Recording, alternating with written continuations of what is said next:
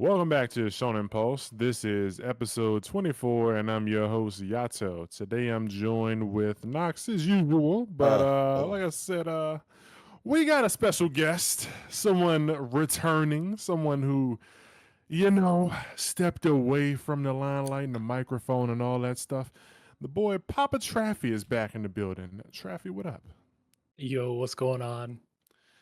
Welcome back to this guy. He says he's down to join the show again. So all those fans of his that left nice words in the comments for him and stuff back then, congrats, your boy is back. Unfortunately, Oh, we got to deal with his theories and stuff and him claiming, ownership of things that he ain't say. But that I it did. is what it is. He ain't do it either. But it is what it is.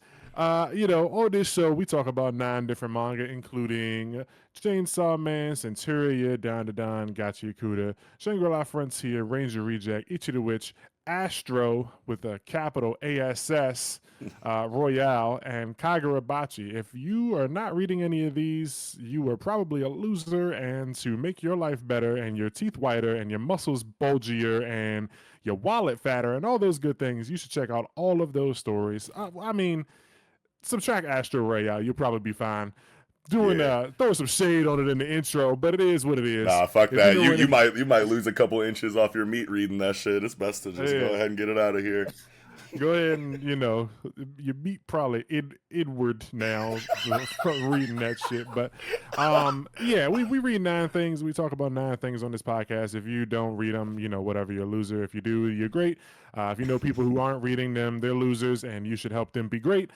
Comment down below. Let us know your thoughts, comments, concerns. Welcome back to Traffy. Leave a like.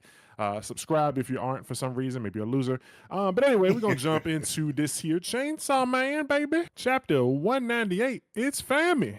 And since you're new here, let's hear your thoughts, Mr. Trafferton. new. Okay, Yeah, who is this so guy? 198 was from what I saw, it was a very controversial chapter for a lot of people, and we're not here to talk about the negative opinions. This chapter surprised me. As a whole, I am still enjoying Chainsaw Man just as much as I was during part one. Uh, Even with that being said, you can start to recognize where Fujimoto seems to be kind of repeating himself with some beats. If y'all caught on to that a little bit. Nah, break that down for me. So there's been a few examples going throughout part two that really parallel, you know, part one. For example, one of those semi-parallels is it kind of opens up with the Bat Devil, which is, kind of how part one opened. But there's other examples as well.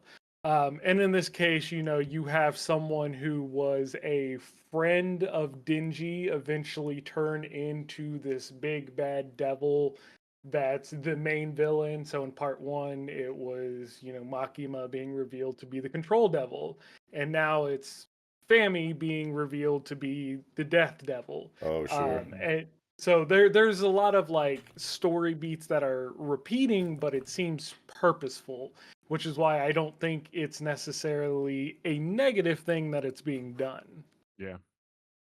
Yeah, there's a with same thing with Makima, and like you said, the Death Devil. There's been, the characters, they remain mysterious throughout the entirety of the story. That they can, consist of their characters or whatever. But then the veil is peeled back, fucking at the 90-yard line, and we start to learn a little more about them. And I like it. There's definitely parallels, like you said, with the Bat Devil and the Eternity Devil, and even bringing the Falling Devil back. The Falling Devil was part 2 exclusive, but they're back. And just there's been some times it just felt like to me that Fujimoto was kind of like wanting to show how Denji interacts with these things, and now let's see how someone like Asa interacts with these things, and so I like it. Yeah, now that you mention Um, it, it kind of reminds me of conversations that we used to have back in the day about like One Piece, like pre-time skip versus post-time skip, and how like some of the post-time skip arcs seem to kind of like mirror some of the pre-time skip arcs in a similar way that we're talking about with Chainsaw Man right now. yeah, Whereas like Fishman Island was like reminiscent of like Arlong Park, which was like a really like obvious example. And then you had like I don't know, I think it was said that like Dressrosa was kind of like Alabasta, and then like Zoe was kind of like Skypiea, and like et cetera, et cetera. I don't know if that's correct. It was a way more fresh in my mind like a couple years ago or whatever on Project Manga when like me and like Kiko and like Eagle were talking about it. They're like way bigger One Piece fans than me and like had like the whole explanation like down perfectly. But if anybody, you know, remembers whatever the fuck I'm talking about, that's for you. But yeah, I definitely can see what you're talking about here, and I think that if it is purposeful, that it's not as bad as, you know, other people might try to say that it is if they are. I don't know. Yeah, I Yeah. definitely think it's So purposeful. the way that I see it is, it is purposeful, which means that Fujimoto is going to use it to subvert our expectations with, what the eventual outcome would be. And on the negative side, if it's not purposeful, then it's just kind of Fujimoto's writing style. It's like a pattern that he's trapped in, which, isn't great, but at the same time, it's not negatively impacting the story in my eyes. Right. So, so one thing I do want to say, I think you might have been saying that you wanted to like not say it, but I feel like there's some stuff to say on the conversation where people. So there was all right. We already kind of put it out there. No, spoiler alert. Everyone's read the chapter already. The family the family that we've known is not really family, and it's actually the Death Devil. So there was people were saying that like the signs were always there, and they were saying that like the way she stands with her head kind of hung is like someone being hung like by a rope or a noose or whatever. Mm. And how she's always like she's often shown like standing at the edge of a building. Like this isn't the first time that we've seen her like on a Oh. rooftop. And so people were saying that like they were posting that like Kinemon picture was like Oda had never thought of that or whatever. Or gay, remember they were doing that with JJK, and it was like Yeah. Gay who had never thought of that. And Yeah. they were like implying that like the fans were like doing the writing for Fujimoto, but like the yeah, you can say that, but you got to remember that like this is like someone had a good point. This is the guy like you're telling me that the guy who wrote like Look Back and Goodbye Airy and just listen to the song is like incapable of like subtext and like And visual stuff that storytelling and yeah like like things like that. it's like people forgot, and this isn't like this isn't like the same kind of situation where it's like Kanye wrote Graduation, so it's like forgive whatever Kanye saying now because he wrote something that was incredible 20 years ago. Fujimoto took a break from Chainsaw Man Part One to write these incredible one shots, and then came back to Chainsaw Man Part Two. It's not like he took a 20-minute break, and it's like some author that we're wondering if he still has it. Like he took a break for like a year, and he wrote incredible stories Yeah. real quick and then came back to Chainsaw Man and he took it slow. So like the guy, he's still there. And that's another Even thing that like annoys me about like fucking surface level, like it's not that deep Twitter. It's like this is fiction. Like this is like literature. This is like stuff that we've been analyzing to this degree for like centuries.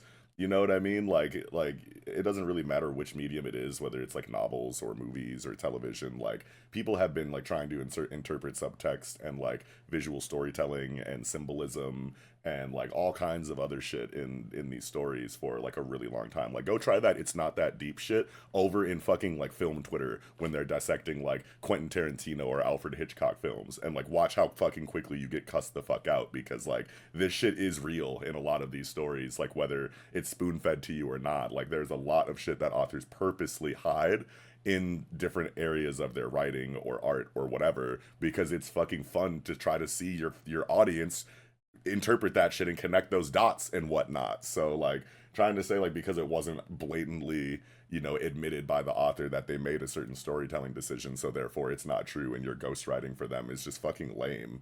And yeah. like you should just like be a better consumer. I don't know.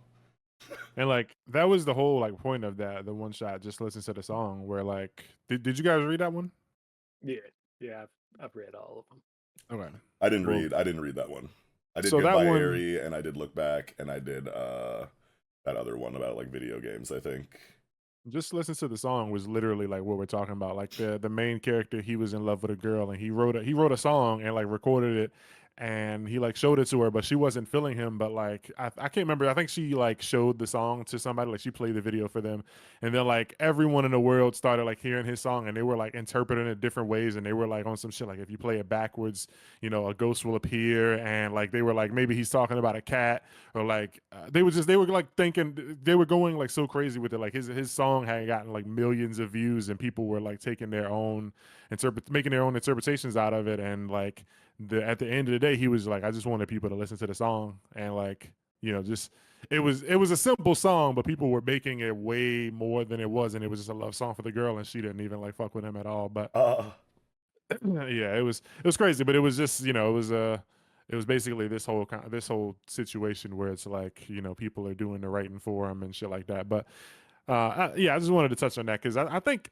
it makes sense. You know, every time we see the Deaf Devil, her head is hanging, like, you know, like she's used to it, and you know, there's been some other hints, like there was the moment when Fami and remember when Denji got like captured, and then they were like they cut his legs off, and Pachita appeared to him in a dream, and he was like, how you gonna do that when you got no legs or whatever? And they're like Fami and Asa like broke in to the place, like they broke in to like rescue him, but she was like Asa was like, yo, like she was like, yo, Famine, where is Denji? And like she didn't respond, and then she was like, Fammy, where is he? And then she responded. It was almost like, oh shit, yeah, I forgot. That's I'm supposed to be Fammy. Like she didn't respond when she called her Famine at first. oh, so there's fucking setup for this shit all over the place. More than Anyway, more than that, why would famine summon a guillotine devil? Yeah. She summoned the guillotine devil. And then like the food thing is what really like threw everybody. Like it was that was the like the stinky sock to throw us off the trail, because like the red famine ain't got no herring, stomach. Yeah, the red, I couldn't think of the the word. stinky But sock. yeah, the dog will go looking that way, but we over here, baby. But Uh, like, you know, we see the Death Devil eating all this food, and it's like, oh yeah, that makes sense. She's the famine devil, but no, she just ain't got no stomach, so that shit ain't going nowhere. It's just like fucking hanging out in her fucking belly bag, my and girl ain't like got no stomach. I was re-looking at some of the chapters, like when they went to like the sushi bar or whatever, and the Death Devil was like smashing her face with food, but it was like she was barely eating. She had so much food on her face, it was like she didn't know how to eat. I was like, this is kind of silly, you know. Looking back, there's a lot of signs. So, like she was always eating hella food, and it's like, duh, this is what the Famine Devil would do. It makes sense, you know, the Right. hungry one. But um, Yeah, you that's know, a now real that red herring right there. Oh my god. So wait a minute, you were talking about a scene where Denji was in like a dream sequence and didn't have legs? they captured Denji, and they were like experimenting on him, and Denji was like he wanted to Denji was like dreaming, and Pachita was in the dream, and he was like, how are you gonna do that when you got no legs? And then like when we snap back to reality, Denji was on like an operating table, and they had cut his legs off. Oh yeah, damn, I forgot all about that shit. Cause that just reminded me of like the scene in the Matrix where fucking Neo is like, I want my fucking phone call. And Agent Smith is like, how are you gonna have your phone call if you're unable to speak? And then his like mouth like melts into and he doesn't have a mouth anymore or whatever. Like his lips like melt together. I wouldn't be surprised if that was the inspiration for that. Maybe, yeah. But yeah, back to the Yeah, yeah, chapter. yeah, You yeah, know, yeah. fucking internet stuff aside, Mhm. I thought it was a good chapter. It definitely caught me by surprise.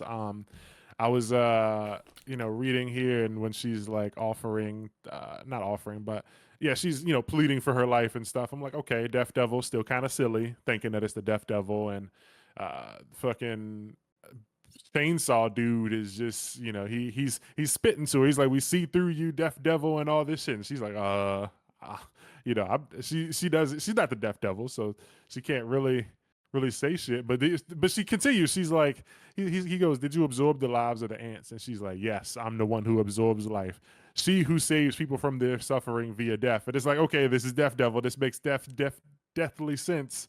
It's like, nope, not the Deaf Devil. I'm Fammy. But so I'm guessing like she starved them to death or something. Like I don't understand her power. Like maybe she's draining like the nutrients from. Because remember last Right. chapter she touched that guy and he turned like zombie and probably died or whatever. So I'm like, is she draining like the fucking nutrients or the healthiness from their body or Right. whatever? Yeah, Because that's kind of my like takeaway from it is like you know, whatever happens when you do experience like famine or starvation, is like you'll, dry up because you haven't had any water or food or whatever, and you get like your muscles will like atrophy or whatever, and you'll lose a bunch of weight because you're not eating. And like the really extreme, version of that is you turn into a raisin or whatever the fuck she did to that kid who that she Yeah. touched on the forehead or whatever. So she's just like hyper accelerating that process and probably taking, everything that is lost in that process and just giving it to herself to regenerate or whatever.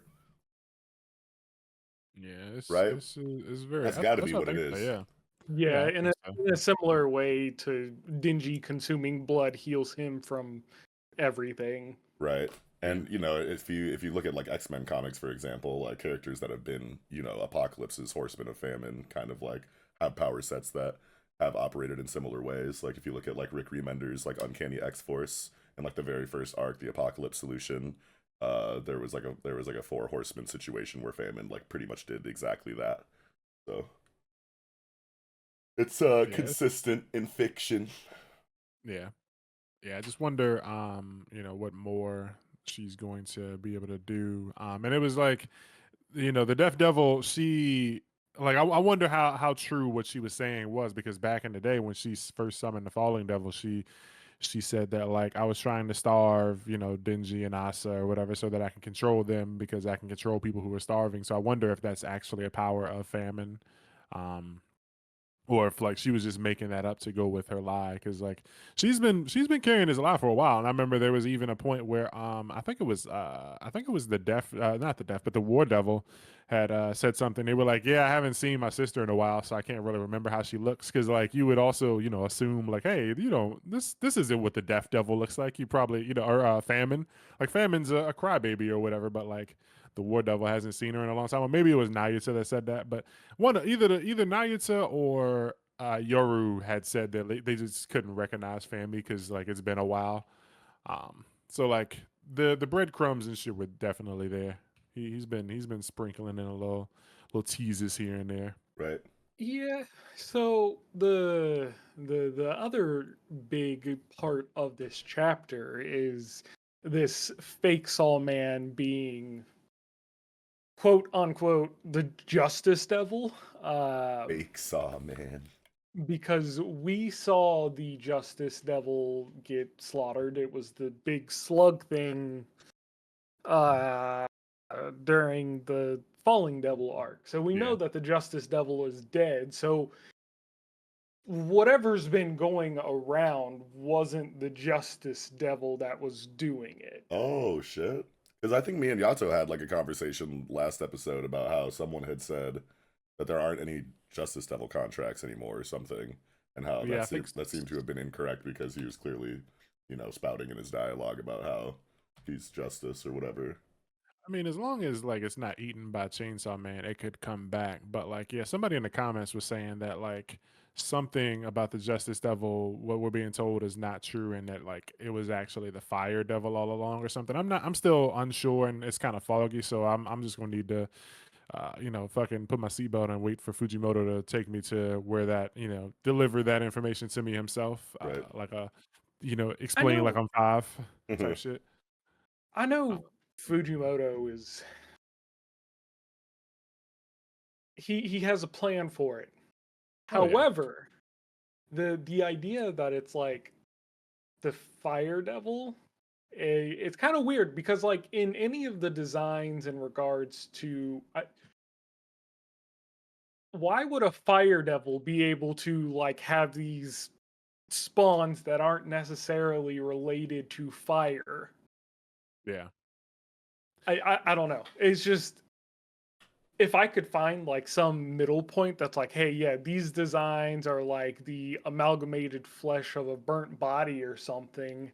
I don't know, but I just don't see how it could be the Fire Devil specifically. It could just be more, lies. Like we're being given lies by characters in the story, like the Death Devil. So there definitely could be some false information being spread on purpose. But it's interesting because the whole prophecy, like now, okay, now we know all four of the horsemen. We know who they are, and death has been here.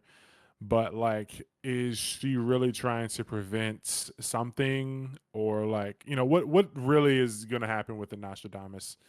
prophecy, because she was even saying like she wants to prevent these things from happening, because if the world really ends, if everyone's dead, then like I can't have pizza and stuff. But we know now that like she's the death devil and doesn't really care about pizza and shit, because that shit just sits in an empty bag in her chest.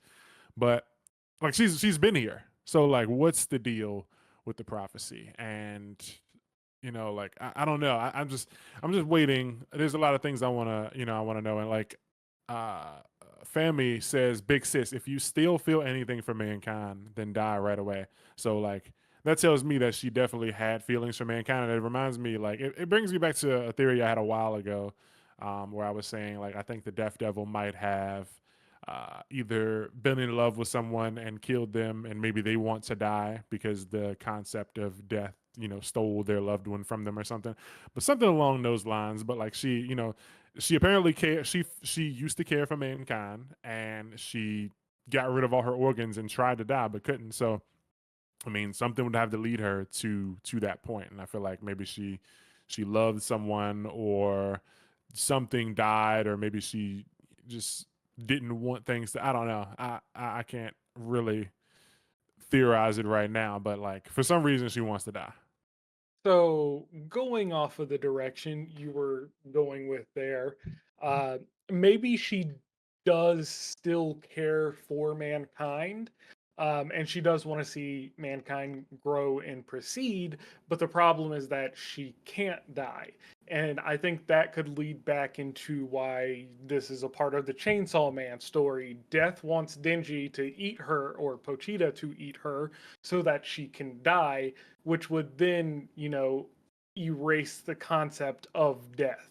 Yeah. So she's trying to do something good for mankind. Yeah. I think she'll probably want him to eat her and erase her.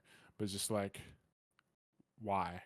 Other than like I love humanity so much. And it's like, is it the same kind of goal as what the control devil had? I don't know.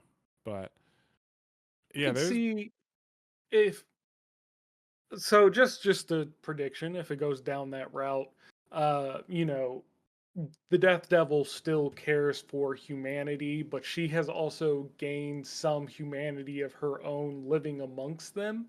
Um, and so living amongst them and seeing people die, she was affected by what she had caused. Um, so, in a sense, her seeing or becoming more human, she experienced death, she knows what it feels like, so she wants to remove it to protect humanity. And so, in order to do that, she would have to erase the concept of death through Chainsaw Man, which would be similar to, well, that wasn't Makima's goal, but yeah, yeah. yeah. I just wonder like, is all these things that she's been doing kind of like leading up to hopefully making Chainsaw Man strong enough to beat her and eat her or something? Like, is that the goal? Like, make my killer strong enough to kill or some shit? Because like, I mean, she's been putting them up. She told them about the prophecy and stuff. It's like, yeah, she has fucking part. She has hands in this. Like Right. it. She. I still kind of feel like the alternate personality thing might be a thing. Like maybe there's another half of her that isn't here, because they're talking about like the Death Devil will descend and it'll be game over. And I mean, she keeps descending from these rooftops, but like I just want to know what's supposed to happen on this prophesized day, and if she's just Man, gonna be like, "Well, you guys failed, time to die." I think the imagery like on like page 11 of her standing on the top of the building with her like head cocked to the side, like she got a noose around her shit about to jump and hang herself. That's so intentional, my nigga. I've never even peeped that before, but that's so sick to me. Yeah, she stands like Chef, that when she all the says time. chef's choice, yeah, I never like, bro, I never peeped that before. That's so cool. Yeah. That page turn was crazy. Like I was reading, I was locked in. I was like, okay. She stood Fami, I mean the Death Devil stood up and she's like, I know all your moves for real this time. The reach of your arms, your swings. He's like, whoa, you aren't the Death Devil? She's like, Death Devil? No, the Death Devil is not falling. Poof. Just fucking That felt like Jogo giving the fingers to fucking Yuji, and then he off screen you have like 2 seconds to fucking get your hands off me. It's like, huh? And Yeah. he plays and he's just chopped up. It's like, oh fuck. Yeah, so good. Yeah, that was a good page turn. This was a good chapter. Yeah, I feel like this is. I mean, there's been a lot of moments like this. Chainsaw Man, I've been enjoying it, but there's definitely been some moments where I've been like, I feel like I can understand if people aren't enjoying it as much as they did for part one. But like, we have some moments where kind of it goes through a little bit of a slower point, and then like we get crazy, page turns and cliffhangers like this, and it's like, okay, so like he's still in there.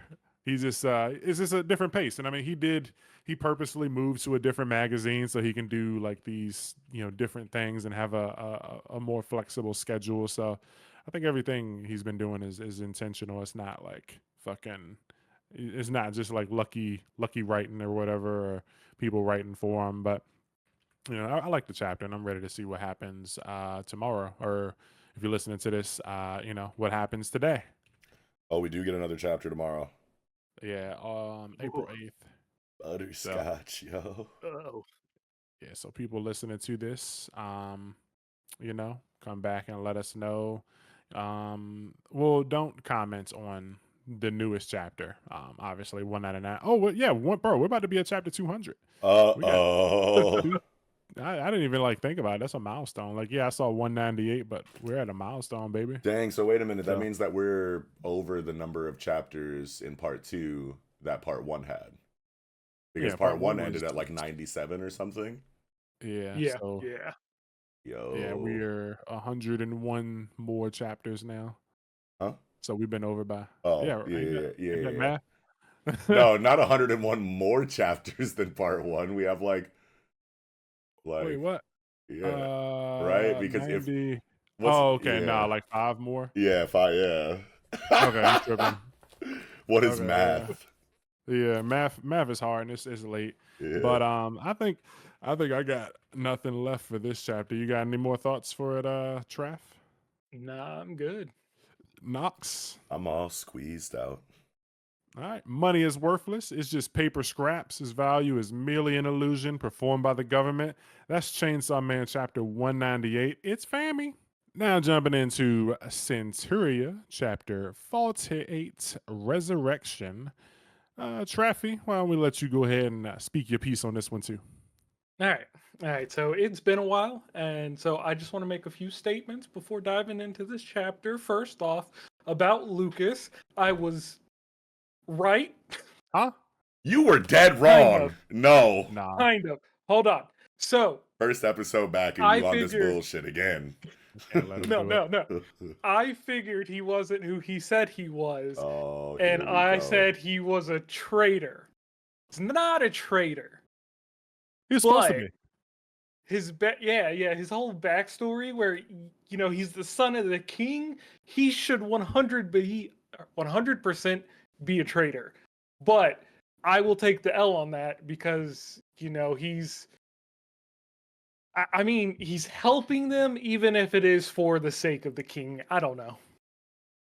Well, I mean, Mm, he's helping them. He's doing. It's the other way, He right? he he He's wants helping. his dad because he wants his dad to die. So he's Yeah, hoping that Diana will be, what kills him. yeah. So he's doing what Daddy says, but only because it will help him possibly kill Daddy.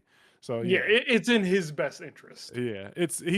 He's supposed to be a traitor, but he's a double agent. He's supposed to be betraying, but he's betraying the betray. Whatever. Yeah. he's betraying Um. the betrayed. Yeah. So all of that. So, color page. It's a good color page. I just thought it was funny and like kind of out of place considering like the tone of the story so far. It just doesn't feel like fucking falling, frolicking at Yeah. sundown over the ocean. Yeah. Like This I shit was is just like, gorgeous though. Like color it's a good wise, color like the page. color Yeah. story is fucking amazing with like the sunset and the oranges into the pinks into the purples and the shadows, and like everyone's fucking line work is so on point, and everyone's faces are gas, even the side profiles slap, and we know how much we be roasting those. I just think this is the best color page that Centuria has dropped. But yes, it is kind of like there's a little bit of like a tonal um awkwardness considering like the events of the chapter. But like we see that shit in fucking anime like all the time. It'll be like Yeah. it'll be like the fucking craziest, like darkest, like most like high tension arc ever, and then the fucking ending theme will be like, some kind of Britney Spears style, like, Yeah. pop song or something like that. Like we see that shit. Yeah. Yeah, JoJo's Part 5 had "Freaking You" by Jodeci as their ending theme. Yeah, People yeah, would just get straight murdered, like bar of soap jammed into an eyeball episode of Cut Off. yeah, Every time I close my eyes, yeah, I wake yeah. up feeling so horny. Yeah, like look at the fucking like Oh. Chimera Ant arc and like Hunter x Hunter, and like the ending theme for that was just like bubbly.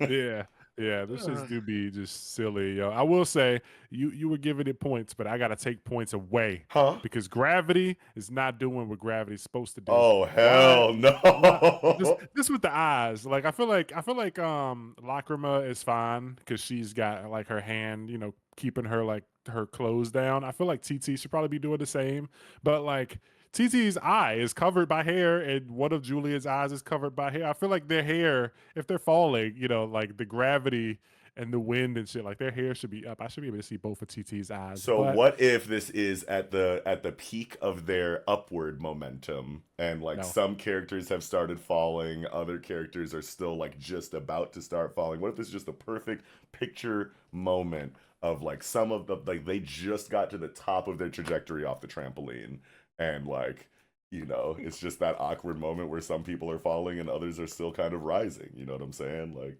This is Toru Kuramori we're talking about. There's nah, no perfect. stop that. There is no fucking ideal art scenario. Don't Good do color that. page, but yeah, I'm mad about Gravity here because like let me see TT's other eye, bro. Let me see that you can draw a face. Man, you can see it right here with Lacrima. Nah, bruh. Not look, not getting sometimes it. you just don't want to draw the other eye. It's Right. Yeah, understandable. Type he'd be shit. be clocking out, man. But it is what it is. Anyway, moving on to the Yeah. chapter. Yeah. Yeah, this was interesting. Fucking Lucas feels that presence of the hooded figure, and he's like, nah, I gotta end this shit right now. He goes and tries to like chop down Elstree, but it ain't enough. What'd you guys think about the chapter itself?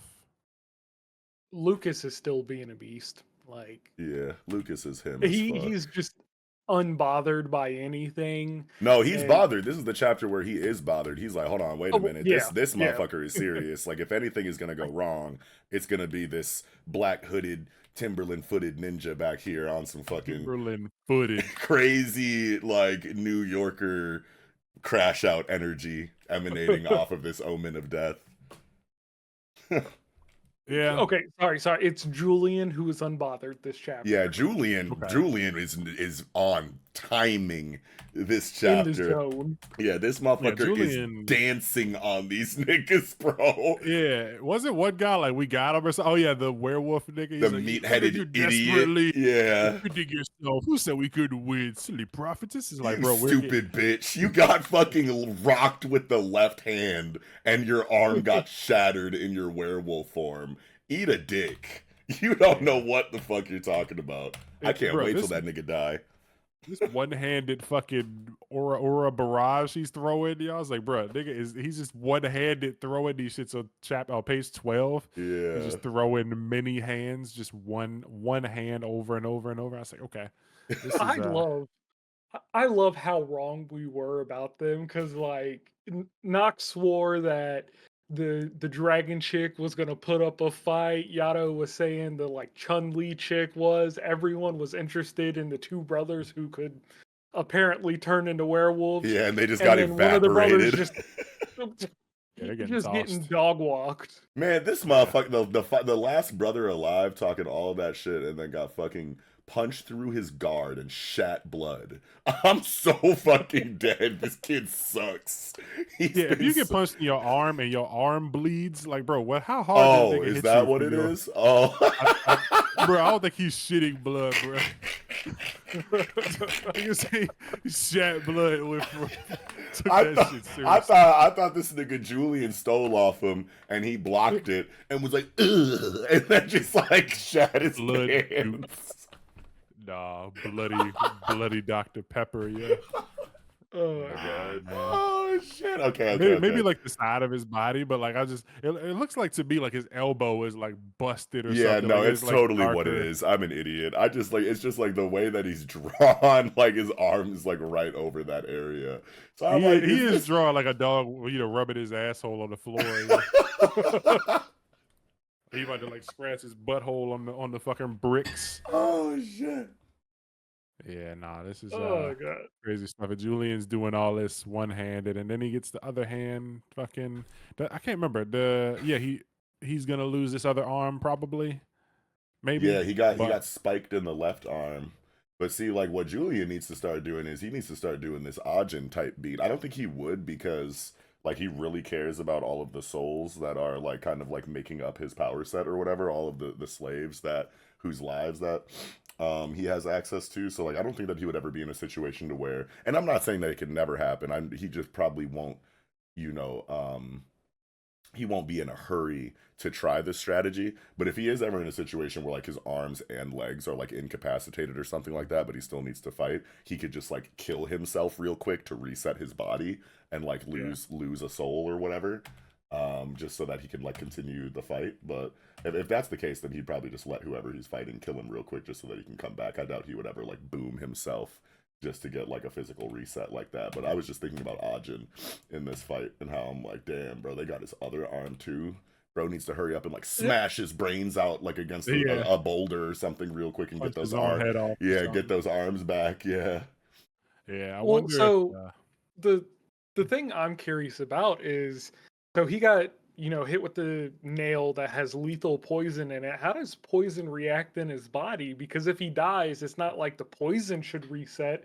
So you would think it would just keep circulating through his body and killing him over and over again. Well, that's what I was saying, Unless- is that I think it's like a complete like physical reset where like all status effects are like fall off and like any kind of damage like goes away so that his body can be back in like a 100% like pristine form. So I feel like toxins would be expelled in that circumstance too. Yeah, maybe it's a case where like it's a poison that can only like survive inside of a living body, but like he dies and the poison dies. Or maybe like when the reset happens, his body just kind of like squirts the like poison out or something. It just like ejects. Yeah. Like wherever the wound is, it just like blood shoots out of there. And it's like, yeah, it's like a waste. It doesn't even have to be like anything logical like that either. Like this is like some kind of like Lovecraftian curse spell. You know what I mean? It could just be magic and it's gone. You know what I mean? Like like the conditions are met for you to die and revive. So anything that was there before is just now gone. It doesn't have to leave in any kind of logical way or practical way. Julian's situation is one where it could be kind of Deus Ex Machina where it's like it don't really have to. You don't have to explain it. Don't really have to make sense. You can just chop it up to like Cthulhu Titty Monster. Sure.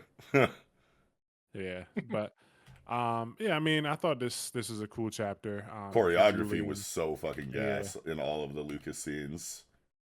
Yeah, wait, Lucas? Or I'm sorry, Julian. Why do we keep nigga? Do we? You've done it too. Nah, brother. Yes. No. I haven't done me right now. We've all done it. I haven't done it. I'll go back and listen to old episodes right now. We can stop the recording. I haven't done it. Nah. Where's Rick said? Help. Party jams.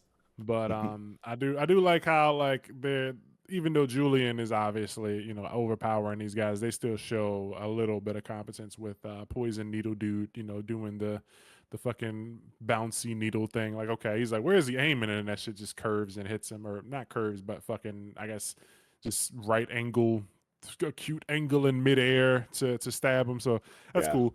Yeah, I love the writing for that. Like if I stay in this spot, I'll hit my allies, so I can't latch any spikes like this. Is that what you think, my nigga? He even made a point. He's like, damn, this Brad, he's pinpointed my position, so now he's always moving so that he can use the others as a shield. You address the strategy that the enemy is using that is giving them an advantage in the current moment. Think about what you can do to kind of like subvert that or get around that, and then implement the new strategy in order to do so. And like that has to happen on both sides of the conflict in order for, like we were saying last week, in order to give the conflict a sense of progression on both Yeah. sides. So it's not just like, here's my attack, here's your attack, which one, ends up being effective? Mine, yours? Like, like that's just like so bare bones. I feel like we're so past that in these superpowered shonen stories at this point. More and more authors are kind of adopting that like JoJo's, Hunter x Hunter, Jujutsu Kaisen like esque, conflict, progression and resolution kind of style, and I'm just so here for it. Yeah. So just back to the Lucas situation, like Elstree is talking to Helm, and she's talking about the conditions for summoning this specter to battle or whatever. And uh I'll give my thoughts more later, but I'm not sure how I feel about this. But She's just a um necromancer, right? I guess so. It Yeah. looks But like she'd be a She looks like necromancer. as soon as I yeah. saw this double page spread at the end, I was like, oh, she's a fuck. God damn it! That like, and then I looked at her character design. I'm like, you totally look like a necromancer. Yeah, okay. Yeah. Okay, Yeah, yeah. like this Because isn't I'm actually just Arcos. Like, haha, I'm back, bitches. Like this is just like, oh no, we not letting this body go to waste. This nigga's cold. We yeah. using this motherfucker. Watch this. Yeah, but so Yeah. she's got like conditions, the complete annihilation of our allied gifted one. So like Yeah, the other that people being a had to factor die. that they knew would come into play is just so cool to me. Yeah. So I wonder like if the whole time, like if Arcos was under this like hood the whole time, or if it was kind of like a Toji situation where like it was probably just like a fucking pile of bones walking, and then like when the time came, the spell was When it the would be conditions cast were and met, like it like yeah, manifested and then Arcos in the body Y- of this guy. yeah, Yeah. like his body or whatever, like the soul was transplanted into this fucking like skeleton or something. Because we didn't see it until the hood came off, but like it is what it is. I still wonder like what the deal is, because last week she was Helen was like, "You want to reveal that trump card?" And she was like, "Nah," because the other sorcerers might be looking. So like, what the deal is? Why don't she Um, want them to know about Arcos? so just to kind of poke holes in that, he still has like the stitches on his neck from where his head was decapitated. So I think this is his actual body. Yeah, that makes a lot of sense. Yeah, because otherwise, why would there be stitching there? Yeah. Yeah, Okay. So maybe it's his body, but there's no soul. Like he is dead, and she's moving his body, like a puppet Yeah. type shit. Okay. Um, and his powers are still intact, and wonder how long that's been a thing. Like, have they been doing that to a lot of people in the kingdom and bringing them back like this? Oh Also, no. yeah, no, Uh, um, Engvald. What if she did this with Engvald in the no, future? no, we don't need that. wait, no, Get that because out of that would mean that she'd have to go to the burial site and she'd have to know where they buried her and like and went and got her body. I Yeah. mean Oh, but that that could be a possibility because they have a way to track these characters through like the bonds that they have with others or whatever that other person's power was. That, and I Yep. mean, they were there. Like they know where the village is. But They didn't were they? there. Where did they? Oh, they buried her at in the exact same location that she died at. Yeah, in that Yeah. same village, Yeah. so she could just Oh go back and like, no! force someone to like show me take me to that warrior's grave or whatever. So I Traffy, need what the I fuck, dude? I need this necromancer chick to die this arc, because if she doesn't, they're gonna do that. Dude, they are absolutely going to do that. Like if she's, Arcos can be brought back, then so can Angval. she's too attractive to die. You see the size of that boob? I need her to stick around. I need her to Nah, stay you here right. a This, while. this is the baddest character in the story so far for sure. Yeah, yeah. She is shitting on everyone else as far as attractiveness goes. Yeah. Yeah, I need her to be here It's for a little She giving while reminds me it's longer. of giving Crollo. lust. No, she reminds me of lust from Full Metal Alchemist too. Yeah, Like a mixture of the two. Like if you fused Lust and Crollo together, that's who you would get. Damn. Wait, Crollo Lucifer? Yeah. Yeah. I Oh, see okay. that. I can see I didn't know that. we were going that direction. We Yeah. liking men. What? Nah, but yeah, I Shit. see it with the shit on their forehead and stuff. Yeah, Yeah. she's fine. I want to see more from her. Hopefully she doesn't die soon. But Lucas is he's trying to take people out. He's trying to wipe people off the fucking map. Yeah, he's about deleting pieces. So I wonder how they're gonna get out of this situation next week. If Lacrima's gonna be able to fight her brother, if the other sorcerers are gonna like do something because they're apparently watching. It's just It's like, got to be Lacrima because this would be a huge character moment for her yeah, to that's really just like solidify her place in the team. yeah. I think the reason I was saying that I'm not sure about this is just kind of going back to some things that I've said in the past where I hate how convenient things feel. Not that this is convenient, but like convenience and like repeating like things having like things happening multiple times. Like how I said that I didn't like how we went from Julian fighting Arcos to then Julian fighting Lacrima, and it was like water fight followed by water fight, and then it was like we conveniently met mom or whatever, but Right. like there's now buddy here, Arcos, but also the needle guy, like the needle dude. He's able to like control his needles in midair, but like a chapter or two ago, the sword dude was also able to control swords in midair. I was like, okay, so like can we do something different? Is what I want to know. Like, Yeah. yeah, it's It's a little cool. bit different though because of like the caveats that are in place for both characters. Like if we're doing a juxtaposition between like the sword guy and the needle guy, the sword guy could the caveat or the stipulations that were kind of like in place for how his ability worked was he can manipulate the swords in a certain radius around him. Yeah, The farther away from that like epicenter or that nexus point, I guess, inside of him that the swords got away, the less control that he had over them. So the closer the swords are to him, the more precise they are. The farther away, the sloppier they are. That's like the caveat for him. But this guy specifically says like I can control the trajectory of these needles up to like 2 times before they make contact. So yeah. he can shoot it out, he can change the direction once, he can change the direction a second time, and then after that, that needle's going in that second direction until it runs into something or the ability like wears off on it or something like that. So at least there's writing dedicated to like how different things are while they feel so similar. Yeah, it's different It's enough. the Yeah, yeah. it's the creativity of it because even though Julian versus Lacrima, Julian versus Arcos were versus water, how the fight took place is different. And then like when we got the fight with Lacrima and the Earth guy, it was a matter of being creative with her powers that allowed her to win. Right. Yeah, And so even if you get a matchup of Lacrima versus Arcos, it becomes a battle of creativity because we know Arcos can just control all water and Lacrima is water. Right. So how does she win in a situation like that? And we Yeah. know that like Lucas isn't going to do much good here because he just really fights with a sword. How's he going to affect the guy who can just reattach his limbs with water? Right.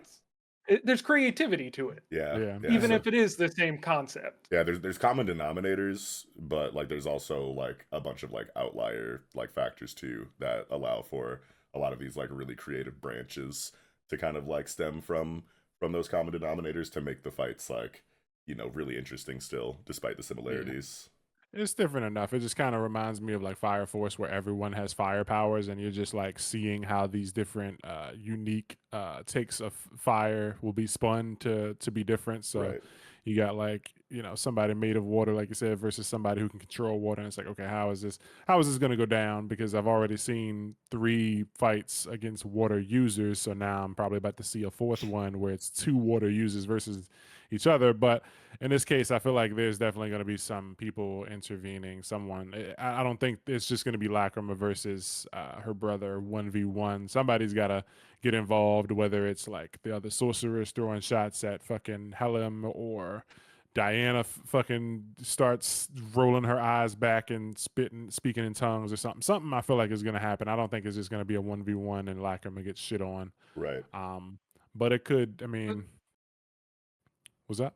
The problem I see with that though is, as far as we know, the only people present at this location is Arcos, Elstree, and the necromancer chick, and then on the other side you have everybody else, but specifically Lucas and Lacrima. I I don't think the necromancer chick is a threat. It seems her power is more bringing people back from the dead and nothing really offensive. And then Elstree doesn't seem to be offensive either. She just has her prophet power. So I don't think they're going to be a part of the fight unless I'm just completely wrong, which means that it is Arcos versus Lacrima and Lucas, and then it's how do they overcome that? And I feel like it is a fair fight because of what we know about Arcos.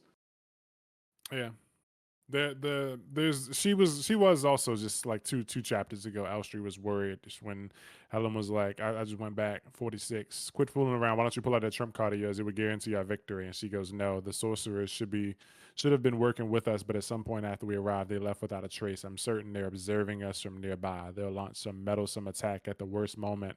Exposing that secret to them would be disastrous. So she's worried that the nun with the scars on her face and the stabby McStabberton little girl, which might intervene. So they might fuck around and help in this fight just to fuck over Elstree, because like even in that prophet, even in the prophecy, like when we saw Diane groan, like the nun and the stabby girl were like next to her. So at some point, it seems like they're going to be joining her forces. Um, they'll be teaming up at some point somehow, but just don't know how. In this Yeah. case, it could be helping take down Arcos, but also just like I wonder like if Arcos, if this is just his body and his powers being like puppeted, how strong is he compared to when he had his body and his mind like this? If his mind isn't in there and it's just a husk using his like abilities, like how good is he going to be at using them? Yeah. Lucas seems to think that he's going to be a major problem now, Yeah, but that's we'll see. another big question. Like, is this going to be the personality? Like, is this for all intents and purposes Arcos himself, or is this just the necromancer chick's interpretation of Arcos, and she will be, like kind of like she's controlling, like he's an avatar that she's controlling in a video game. You know what Yeah, I and mean? like his character was kind of like arrogant and like talkative. Like I mean, so far, all he's done is stand silently hooded. Like this isn't the Arcos that we knew at Right, all. So right. there's definitely a lot of differences with him. And even when he does attack, like when he takes off the cloak, he doesn't say anything. He's just looking. Like I feel like Arcos back in the day, like he would have been yelling, fucking cursing and calling names and just doing stuff. Like so far, all he's done is defend Elstree. Yeah, Yeah. it's giving the Mountain and Qyburn, or the Mountain and Cersei Lannister from Game of Thrones, like Yeah, After Qyburn like kind of like resurrects him and turns him into like the Juggernaut or whatever. yeah, Yeah, it's kind of that's giving what that. I'm. Yeah, because he's even got a fancy new suit of armor. He's got he's like dressed like a black knight or whatever this is ninja knight robe thing is. I mean, it's cool as fuck. I'd rock this. Right. Um, I'd throw that on for Halloween. Go be a fucking Sith Lord or some shit. Um, Yo. but yeah, I'm fucking with it. This is a good chapter. Definitely a surprising reveal. I'm gonna wait a couple more weeks and see how I feel about this reveal based on where Toru takes it. But I Julian think I'm was sticking. really in his bag though. I keep going through these fucking Julian action scenes, bro. He's really dancing on these niggas, bro. I love everything Yeah, about it. He's drawn so cool in every panel. Like the what page is this? Fucking page 8. The four of us can just barely hold him back. He looks so raw in that like middle panel.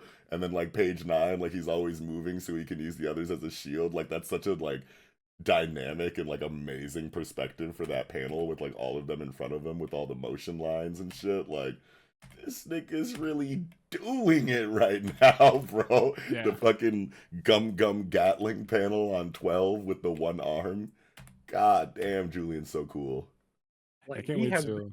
training. Yeah, like Yeah, he was really doing push-ups and shit. Like He was I can't wait really until out he here. gets put into another situation where he actually has to take his opponent seriously and can't like just fucking bongo on their heads like these guys. Yeah, like I'm ready for another like Julian versus Arcos, but like against someone other than Arcos. Hopefully they clean up Arcos before Julian gets there because I'm not. I don't want Julian to get there, but like this nigga again, like. Like I just hopefully they wrap that situation up long before he gets there. Maybe Julian gets another like good fight with someone who we haven't seen so far or whatever. Yeah, 'Cause I'm ready to see Julian throw hands with somebody seriously, but I yeah. mean, in this right now, he ain't really throwing hands at all no more because his hands have been taken from him. Orochimaru sealed them shits off, but The next big maybe, Julian 1v1 is gonna be like probably the best fight in the series so far. bruh. Yeah. What if he has to go into that shit like this? Like he doesn't get time to like break his own neck. He's got to like go in just a head with all and legs. He's like fucking almost oblong daddy. He's just fucking.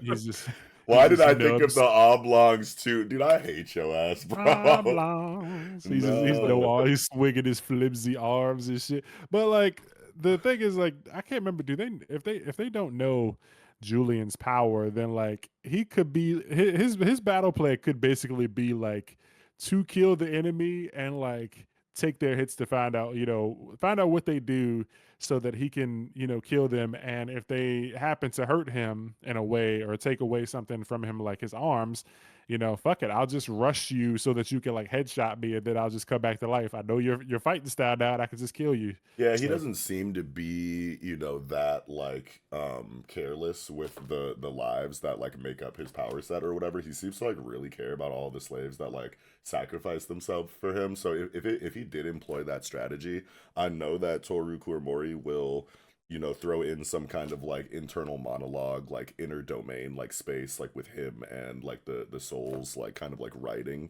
to where he's just like, yo, you guys, I feel really bad about this, but like I'm in like a really crazy, like hairy situation where like I kind of need to die real quick in order to like reset myself. I have to like take a bunch of damage to like see what the enemy can do, and I'm gonna let them kill me. Like, I can just see that there being like a yeah. lot of like sentimental like writing, like outside of the fight, like inside of like an inner domain headspace with him. Otherwise, like I definitely can't just see Julian just being like, all right, I'm just gonna die real quick and boom, without there being any kind of connection with him and the souls or any kind of conversation that he has with them beforehand, because that Yeah, just seems like so like counter to like his character that we know so far. I can really only see it happening like if Diana's in a tough spot, like somebody's about to behead her or something, and he's like, "Fuck it, I'll jump in front." So like I can see kind of like a situation where I forget, was it Kabuto when Kabuto was like about to punch Tsunade or something, and Naruto like appeared and like took the punch to the face or whatever. I can see it being a situation like that where somebody's like got a big cleaver, they're like about to do like an overhead cut Diana in half, and Julian just appears and the blade goes through Julian's head. Yeah, And yeah, he yeah. just like he catches the blade through his skull or whatever. He like dies, but then he comes back alive in the moment and murders the person. So I can see something crazy like that happening, where he dies for Diana and like catches everyone off guard, comes back to life, and then continues the fight. Oh yeah. Yeah. It'd be kind of raw. But I think I'm spent on this chapter. You guys got anything else, Knox I think I'm good. and Traff? Nah, I'm good. All right, that's gonna do it for Centuria, chapter 48, or Resurrection. Now jumping into Dandadan, chapter 189, Jumping Granny and Kung Fu Alien. Knox, take it away. This chapter was so good. The choreography, the paneling, like everything about it was just so sick. It like went by really quick, obviously, because it's just a bunch of action. But like Hase is his name, right? The hating ass teenager. Yeah. Yeah, his fighting style is so fucking sick, bro. Like, I can't get this one. What is it? Page 9, where he like kicks the kung fu alien into the sky and then like doom doom doom doom like jumps off the air or whatever. He's got like double, triple jump powers or whatever, and he goes into the next panel to get above her to hit her with the boom down into the ground or whatever. That was just like so gas the way that it went over Yeah. the gutters into the next panel and shit like that. This shit is so sick. Yuki Yeah, I no love that. Butatsu like choreography, I feel like is like slept on in like choreography conversations. But Yeah, it's because the fights are like mostly like speed based, so you don't like yeah. people. don't really be thinking about like fucking hand to hand fights, but it's a lot of like racing and high speed like fighting in the movement. Like there's people are throwing punches and jabs and crazy combos while moving at like fucking Mach 10 speed. So it's like Yeah, it's very these high, very high, very fast, very like high impact. Like this is what I love about like action choreography in these kind of stories is like the speed and like the way that impact is kind of like represented or conveyed or whatever. And I've been saying it since like the Suicide Worm arc with Gigi and the Evil Eye, like when him and Takakura were boxing and he had like the volleyball or whatever, like that he was like hitting off the walls and shit, like while throwing hands. I was like, this nigga Yuki Nobutatsu really understands this like hand to hand combat choreography shit. Like I was saying it even back then.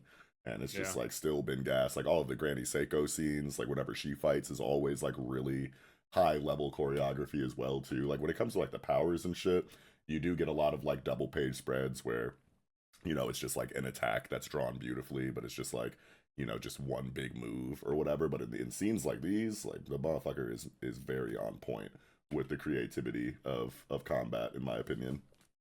Yeah, and it reminded me like when I was watching this fucking stomp beatdown, I was like, oh yeah, that's right. Like he's beating he's like kicking her ass, and I was like, that's right. The fucking yokai were like keeping the aliens in check because I was like, shouldn't she be like doing more? But no, the aliens wanted to invade, but the yokai were the ones, basically.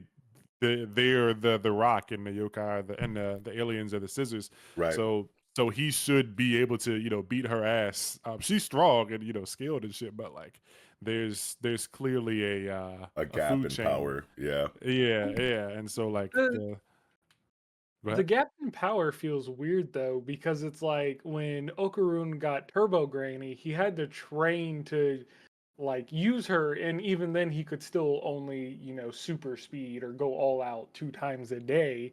Whereas this dude doesn't have that limitation. So it's like, is this a property of the knife? It gives them like more power along with the ability. I think this is just because like Okarin was a out of shape nerd at first, and this dude was already a jock, so he's already physically fit. He just That and Okarin got to his level. yeah, maybe this yokai is just tighter than Turbo Granny too. Like Yeah, that's maybe this is just a possible. stronger yokai that he's using. In some areas, yeah, I guess Yeah. in some aspects, but yeah, I think Turbo Granny's probably still like if Okarin had Turbo Granny right now, he would beat this dude, I think, but like I think it probably outperforms Turbo Granny in some aspects, but just I feel like just because Okarin when he got that power, he was a shrimp, like he was doing push-ups. This dude already is strong and stuff, and Okarin beat him after getting stronger.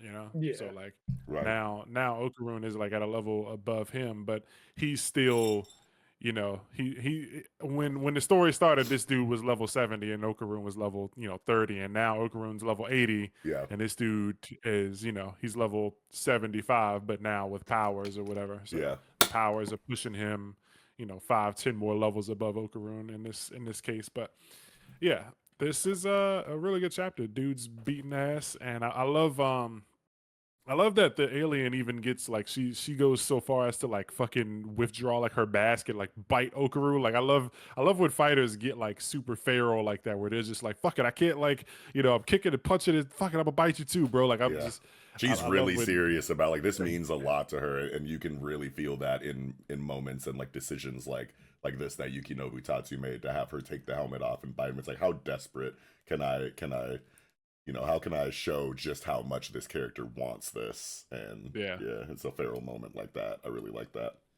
Yeah, it's really good stuff, and like we can see on that first page that like, man, some shit happened to her. Like she's got claws pulling her away, probably from her fiance, and some shit going in her eye. Looked like a tentacle monster Yeah, she dug out her eyeball or got something. getting the titties stabbed too. It's just like ouch, bro. Like leave Yeah, the man. titties out of it at least Yeah, come on, man. Have some respect for the boob. for the Like boobage. she got going on. But yeah, that shit made her into this fucking warrior that she is. Whatever she went through. I can't wait to get more info on this backstory, but Yeah, because that shit looks crazy. Like, nigga, I felt like I was looking at the fucking eclipse in Berserk when I was looking at yeah, that panel. I was like, hold on, nigga, what is going on? yeah, all the freaky. So like, I'm confused because I feel like that's usually like those spirally eyes is usually like with the ghosts and shit kind of look like, but like she was fucking with them aliens. I don't know. We got to get more Yeah, information, it's but like some like transhumanism, like cybernetic augment of some kind. Like, give me a new eye, and it's like, technology and not like, you know, fucking yeah. spirit based, obviously.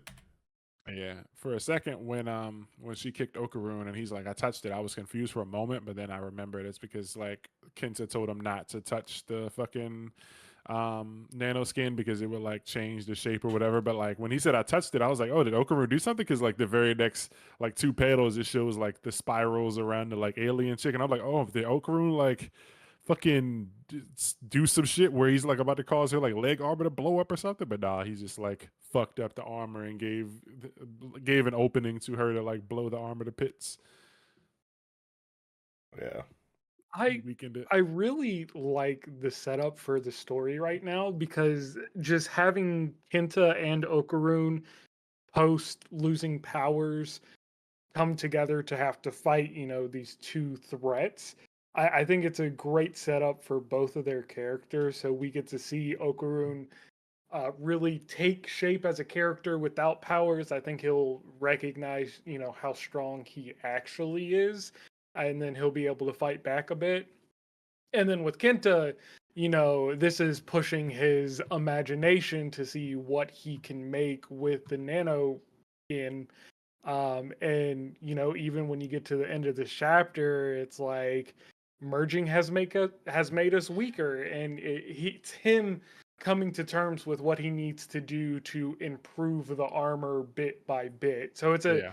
it's a good growth moment for both of them. We just need to Kenta's see Okaroon actually do his stuff. Kenta's a character who is coming a long way. Like people were still not giving him his flowers, his props, but Kenta has came a long way throughout this story. Like last chapter, we saw that he was basically holding a weight around to get a feel for the metal and shit, so that he can make his shit tough. And like now, he's employing more strategies and like more ways to make his suit better. And it's like we were saying last week that we feel like he's probably gonna at some point like make this shit thinner so it can be more slim and like nimble, because right now it's sluggish, and like fusing is a cool idea, but like it's still just it still has the same issue that it had a moment ago where it was like too bulky and slow and hard to move. So I feel like we're about to get another version of this shit. Kenta's flexing, man, and I really like you said, for this arc, it's doing a lot for these characters and their dynamics, and I feel like we're gonna. I really hope we get to a point where it comes to Kenta and Hase both like being kind of the same person, in a way where it's like Hase was jealous of Okaroon and took the power to he took power from an evil force to try and beat Okaroon, and in a way Kenta maybe not jealous, but there's like there's like good jealousy. I don't know what a word for it would be, but like kind of in the same situation as Hase, but like in a positive way. Like, damn, this Okaroon dude's really cool. I don't want to like keep looking like a loser around him and all these cute girls or whatever. So like Okaroon's flexing. I need to like make myself better too. So I feel like Kenta in a way is gonna like do the same thing Hase is doing, but in a positive way, make himself better, and hopefully, I want to see Kenta do some push-ups, man. Like yeah, get the body to go with the mind, and also like improve the suit some more, and just become fucking tight as fuck. yeah. Because if Yeah. you if you get in really good physical shape, then that's going to reflect on your mental situation too. Like that's been proven, over time or whatever. That getting in shape physically also helps you get in better shape mentally. And if he's in better Yeah. shape mentally, he'll be able to like psionically control the nanoskin to a higher, better degree or whatever, better level. So it's just like an overall like improvement of everything that he's trying to do if he just gets in the gym. Yeah, because it we could be looking at a situation where Kenta like he gets buff, and then like he goes from like this great Kenta suit being beefy like it is to it being a much slimmer model, and him looking more like a Power Ranger or something, and then he uses nano skins to like I'm just imagining shit like maybe he while controlling his body, he also like breaks off a few pieces in the nano skin, and they form little like UFOs that can shoot beams at people and shit, and he's just like controlling hella stuff at once. It is just like this guy's a fucking problem to deal with. Like we gotta like eliminate this kid to dude. It's like, man, looking back, he was the 10-gallon wiener kid. Now he's a fucking major problem in everyone's ass. Kenta's come a long way. I like this fucking page where they fused, bro. I screamed. I almost jumped out bro. I almost jumped out my fucking skin. I said, "This is fucking fire. This is cool as fuck." This is good thumbnail fucking image right here with the fusion. He's like looking up. There's This electricity is everywhere. fire. And then you Yeah, look down and see Okarune's face. bruh. Even then, yeah. When like you break it down, it's literally just him on his shoulders. I was like, bruh, like this is so silly, but it looks cool as fuck. He's like, Yeah, I "Oh, you was want to like, risk why you busting make my my shoulder?" man the dick? Like, why you put him in the cod piece, bruh? Fuck that. He's Make the him the dick. banana organ. Yeah, Oh, make him the dick because he ain't got one. We got one not the now, but full circle. yeah, I can handle the great Kensa better than anyone else, but you're the one who's used to combat Private Takakura. To keep up with their movements, we need your dynamic visual acuity and reflexes. Yeah, so man, Private Kensa, Takakura, as he makes him the privates. Yeah. bruh. Mhm, Yeah, yeah. The Kensa moments, man, they keep piling up, and it's about to bubble over. He about to be really that guy, yeah. And this is About to his get a arc right dub. here. Yeah, this is his arc. Let him get that dub, that solo, that 2v1. But yeah, solo 2v1. Yeah, I'm definitely interested to see where this fight goes next week, especially with Hase stomping on the fucking alien. Like, is she going fucking? Are they gonna start fighting now? Like, is are they gonna fight over who can fight fucking Okaroon? Bro, he was And really trampolining on my girl crazy. The auras. I was like, bro, leave her alone. Get off of her. it's like, bro, we gotta get out of here while these idiots are fucking fighting. That's what I would have did. Yeah, I was like, Oh, damn. Yeah, man. honestly, why aren't they trying to run while they? Well, because dude's just too fast, and he's like, oh, you trying to run? Doom, doom, doom, doom. Just Yeah, catch I up guess. instantly. Yeah, because I was Right, gonna say like focus on them. maybe they could do like thrusters or jetpack stuff. But I mean, dude can jump and bounce and double jump type shit, so he can definitely catch them even if they're in the air too. And the alien can like fly, so they're not really safe no matter what they do. They really just gotta win. But Okaroon is kind of dead weight, so yeah, interested to see how this is gonna play out. Because Kins is like off guard, and Okaroon's like, Bergic has made us weaker. He say what? He can't believe it. Yeah. Like, what do you mean? I fucked up? It's like, no, my plan didn't work. But that just means that like he's about to lock in and be like, okay, my bad. So now this is the correct way to merge with, because it all comes down to like creativity and like what his mind kind of comes up with, and it's Dandadan. So we'll get a little bit of comedy going. Like, this is my first time trying to do something like this, and it ended up being silly. It's kind of like Gohan or Go Tanks and Trunks. The first time they tried to fuse, they made like morbidly obese Go Tanks real quick, and then they Yeah, locked in and finally got the real form. So Yeah. I would love if like this is all kind of like a stalling tactic, and like he's able to control the pieces of the nano skin that aren't here. Like maybe they're flying, like the house is like on the way here, and he's just like kind of stalling until it gets here, and then like in a chapter or two, he's like, about time it made it here, and then the like 2 tons of nano skin appears, and he makes like the giant Great Kenta or something. It's like that. This is more like it, like he's got way more like fucking skin to play with. Pause. Um, but just increasing his capabilities with more nano skin. I want to see if like we go that route, or if he can't control it, just what other things he's gonna whip up with this. hell yeah. So far he's done a lot, and I don't think we've gotten the name for. Oh wait, maybe we did. The jumping. It was in the title. Jumping Granny and Kung Fu Alien. So this thing is another kind of granny. I wonder if Jumping Granny is the name of it, kind of like Turbo Granny, or if they're Right. just calling it the Jumping Granny. But yeah, Yeah, good hopefully they get question. a You know hopefully that they get the yokai that he's linked with and Turbo Granny like got beef back in the day. Just off a of yeah. like their their power sets like alone. Like Turbo Granny be sprinting, this nigga be jumping. Like, you could tell that they were probably like, in track and field class together like 15,000 years ago talking shit to each other. Yeah. I beat you in a race. It's like, all right, but like I'll let's beat you do in a long standing jumping though. long jump, fuck nigga. Yeah. Let's Yeah. see, let's see about that long jump though. Yeah. Yeah. no, great chapter. Um, like you said, lots of great choreography. Wasn't expecting to see these two boneheads fight, but we got it, and just ready to see what the kids can pull out. So hopefully next chapter we get more great Kensa stuff. I'm always down for that. But I think I'm kind of squeezed out. It was pretty got the yardies. Excuse me. But yeah, pretty straightforward chapter. We got to get that flashback. We got to get some convos going because nobody on the bad guy side has really talked to the good guys other than I say being like, "Yo, use your power, bitch," and Okaroon hasn't said like I can't do it. So it's like I feel like at some point he's gonna be like, "Bro, I can't transform," and he'll be like, what do you mean you can't transform? You beat me because you got a ghost power, nigga. Like, what are you doing, bro?" But yeah, I think I'm squeezed out for this chapter. What about you, Trav? Yeah, I'm good. Nuts. I'm good too. All right, that's gonna do it for Dandadan 189, Jumping Granny, and Kung Fu Alien.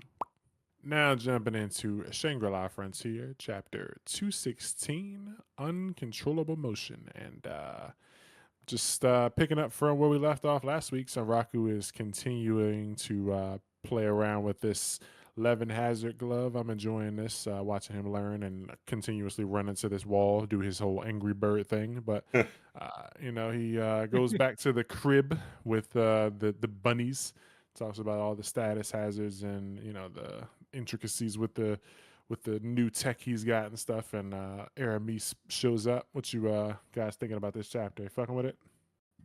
Yeah, man, I love everything Yeah. about this chapter. I'm really big into like the breakdowns and explanations of like how things work mechanically and any kind of like lore explanations that are delivered in like similar ways that we get in Shangri-La Frontier is like what gets me really excited about new chapters in this series typically. But yeah, this one did all of the things that I love.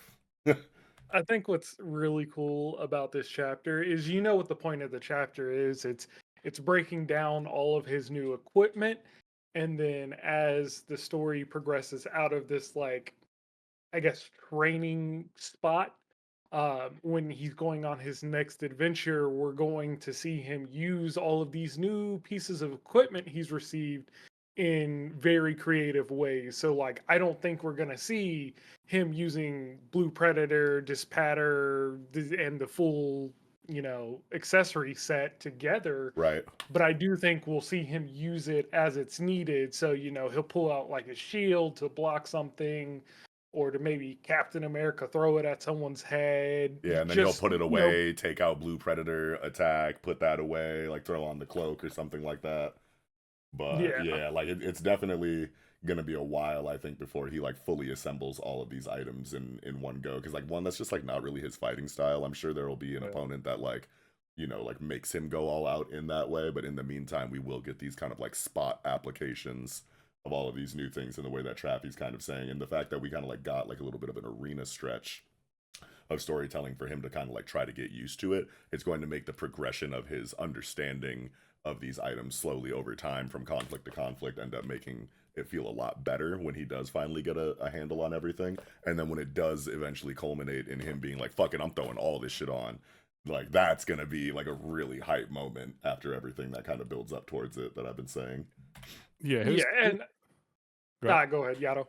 I was gonna say his new this whole like fit, this whole like accessory outfit that he has is really cool. To be nice to see, a situation where he has to put it on. It's definitely giving off very gladiator, very Sparta, like you said. And I feel like going into the new land, if it's like battle royale themed or whatever, kind of like survival or whatever theme, I feel like it'll be a good fit for that. But it also might make him stick out. But just I thought with like Blue Predator, the first thing that came to my mind when I read, an aqua colored single edged sword made from bone deals additional damage to aquatic monsters. And I'm just kind of like, oh wow, well that's it's nice to have, but it's kind of late because like we already fought Katarnit, but like that also kind of helps because like in a lot of games where you fight like raid bosses and stuff, like yeah, you usually go into those encounters under geared and you just kind of got to beat it with strategy and you just kind of got to bang your head on that boss until you and your group gets it. But like you eventually like getting gear from that raid makes it so that the raid is easier to clear. And now that we know that Katana can be repeated, I feel like Blue Exactly. Predator is perfect. So he Right. goes back and it's like, okay, now Katana is not as hard of a fight because not only do we know the mechanics, but I also have a weapon that deals more damage to aquatic monsters. So like Yeah. this shit might have like a fucking plus 50% modifier and just fucking, normally it might take 1,000 hits to kill Katana, but this shit can beat him in 200 type shit. Well, I feel like Sunraku's about to start grinding on fucking Katarnid. Yeah, there because we don't know like loot pools. We've never seen an example of somebody going like to a website and being like, oh, okay, so this guy has like 40 different things he can drop for loot, but I only got two. But like when they beat bosses so far, it's like everyone gets a certain number of things. Like Sunraku got like 2 or 3 things, but I'd love to see if he looks and he's like, oh fuck, like I didn't get this thing. Like yeah, I got these like 2 or 3 grails, but Katana could have dropped like some wristwatches that like turn me invisible or some shit. So I gotta go fight this motherfucker again, or like the shit that Spider Man had in his wrist to shoot like webs. Like maybe Katana has like an ink shooter or something. It's like, bro, I need to go back and get that shit. So I can definitely see farming Katana or farming like bosses that respawn other than like Colossi being a thing. And this is perfect. Like you get the thing to make it easier. Yes. So Yeah. yeah, this is a really perfect weapon to get for situations like that. But other than farming Katana, I wonder where this is going to come in. Because we've already done the aquatic thing, so I can't really see too many other bosses. Well, I mean, there was that one boss that they said was like. I want to say they said it was like a storm that summoned fire and lightning, so maybe that might have some aquatic features to it too if it's doing fire and lightning. But I don't know. Good chapter though. Lots of cool equipment, and at the end we find out that Sunraku has been neglecting his duties and has not checked in with the big boss. He has not reported to Man, the this capo. nigga Vash aura farming like a motherfucker off that one page, bro. I was like, oh shit. Yeah, that's Big Daddy Vash right there. Yeah. So Ugh. like it's a video game, so obviously Sunraku isn't in any mortal danger. But like, what do you guys think about this? Um, I mean, shit. It's Big Daddy Vash, bro. Don't piss that nigga off. Yeah. Because like I don't think that it'll be a situation to where it's like you said the wrong thing and I'm locking you out of future content now. That would be like the biggest like problem, I want to say. Yeah. But Yeah. yeah. That's what I was thinking. Like maybe Sunraku is worried about that. Like, yeah, maybe it might not happen for the story's sake, but like as like putting yourself in Sunraku's shoes, he might be worried that like he's about to be kicked out and banished from the rabbit zone or whatever. And it's like, Yeah. damn, my exclusive access to this place might be revoked for a certain amount of time or indefinitely. Yeah, and now that I'm looking at the page again, here goes that like wall divider like thing that I was talking about like in previous reviews or whatever, where you have like the two like rabbit niggas like obviously like fighting each other or whatever on this wall behind Yeah. Bash. And it's like he's definitely the white one, his like evil twin brother is like the black one or whatever, and like that's the actual Colossi that we see in the silhouetted Yeah. like thing or whatever. Like I'm just so confident about that. Yeah, hopefully Vash says something about that. Like maybe he's like, all right, you take down with Zymon, you beat the zombie robot, and you took down the octopus. So maybe it's time for you to hear my tale or whatever. And then we go into a little fucking backstory. I love that's something we haven't gotten so far. I don't think any character in Shangri-La Frontier has given a backstory. Was Zymon kind of hinted at one?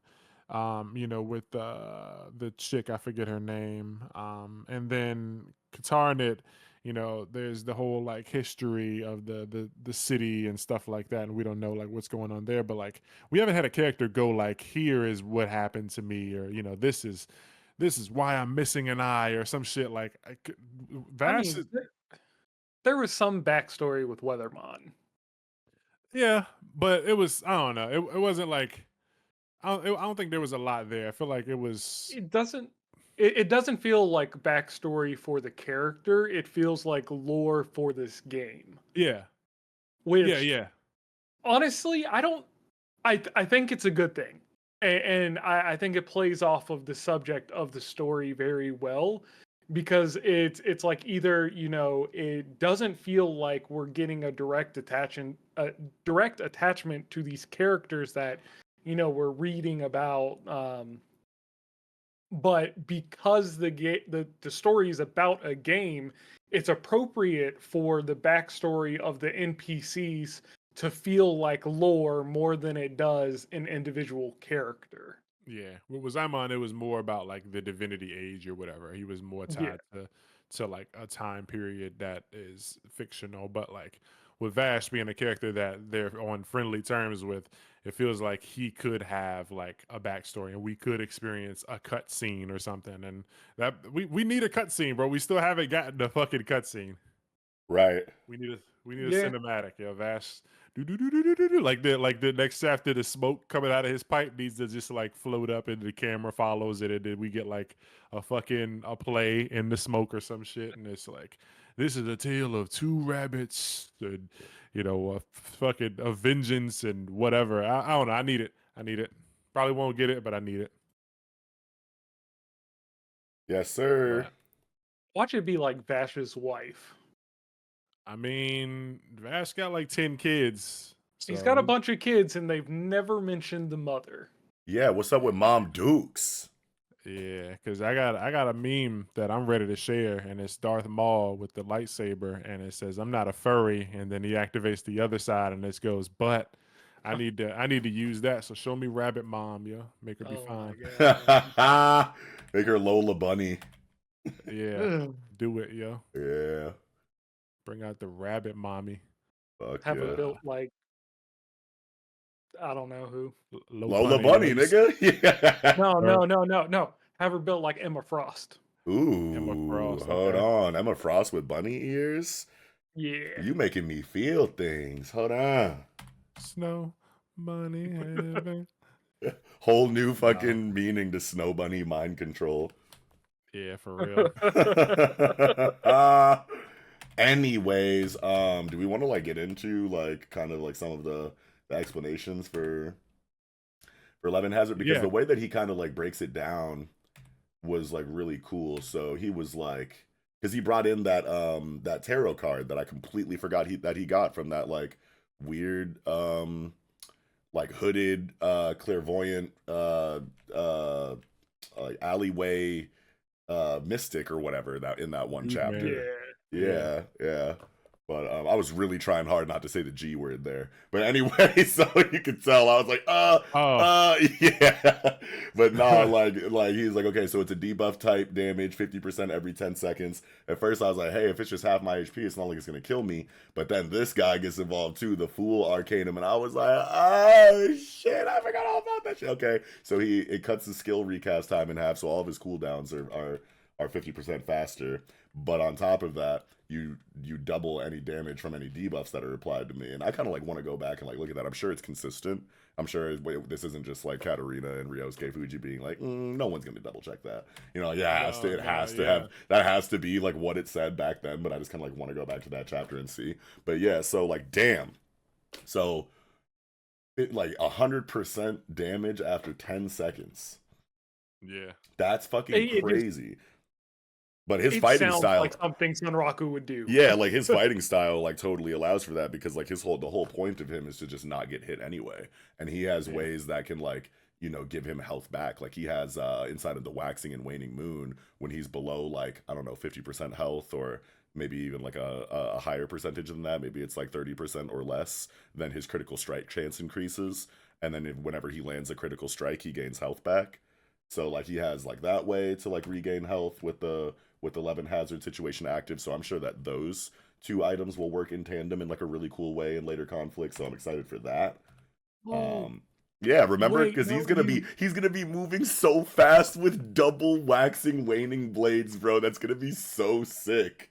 Yeah. no. Watch him tie in the Lapis Stella cloak too, because he could store like a healing spell in it. Yeah. Oh, I can see that. nigga.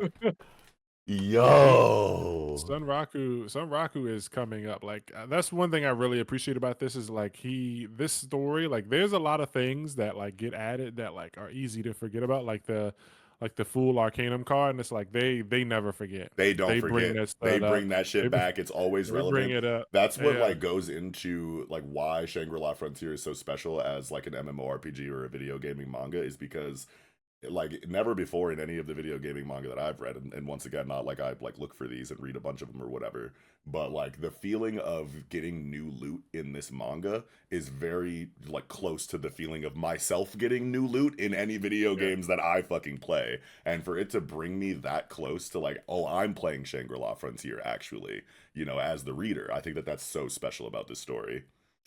Yeah, it's just it's easy to like overlook stuff and forget when in a situation like this, like these last three chapters, Sunraku has been given like 20 items. So like 20 chapters from now, we'll forget some of this stuff. But like Aramis just gave Sunraku like three things, and then Virak gave him like another five, like a new sword, a shield, the cloak. He's got a fucking helmet, a fucking girdle. He's got a glove and something else. And then it's like, you got to also think about how those things can interact with other things like the Fool Arcanum, and then like the waxing and waning. And then I think Hunger Wolf was another thing. Like I think if he's hungry or something, he gets like increased stats or some shit too. That was another thing. And there's a lot to Sunraku's character. Very much looking forward to seeing just closer, more like relatable battles, not like with bosses, but it seems like Hyogoku is wanting to get involved with fighting other players. So I want to see how Sunraku like uses these things to fight other people. Hopefully, that's something we see soon. One Oh of the yeah. things that I really love about Shangri-La Frontier is uh, we'll compare it to Centuria and we'll tie it back to something you said about Centuria earlier, which is, you know, you can't wait for Julian to fight, a strong character like Arcos again. Uh, Uh, and so, that's because Julian is just really strong. Like he's mopping the floor with everyone he's fighting, and Sunraku is essentially a broken character like Julian is. But you never really get that feeling with Sunraku because whenever they write into the story a point where he has to fight weak enemies, it kind of breezes by it. And so it doesn't really feel like a fight. It feels more part of his journey. yeah, But he doesn't have to run into a unique monster to be challenged. He can just run into something that requires him to think differently, like the giant diamond scorpions. And so he's broken as a character, but he's always being challenged because not everything is a test of physical power. And that's what I really like about how they present him as a strong, broken character.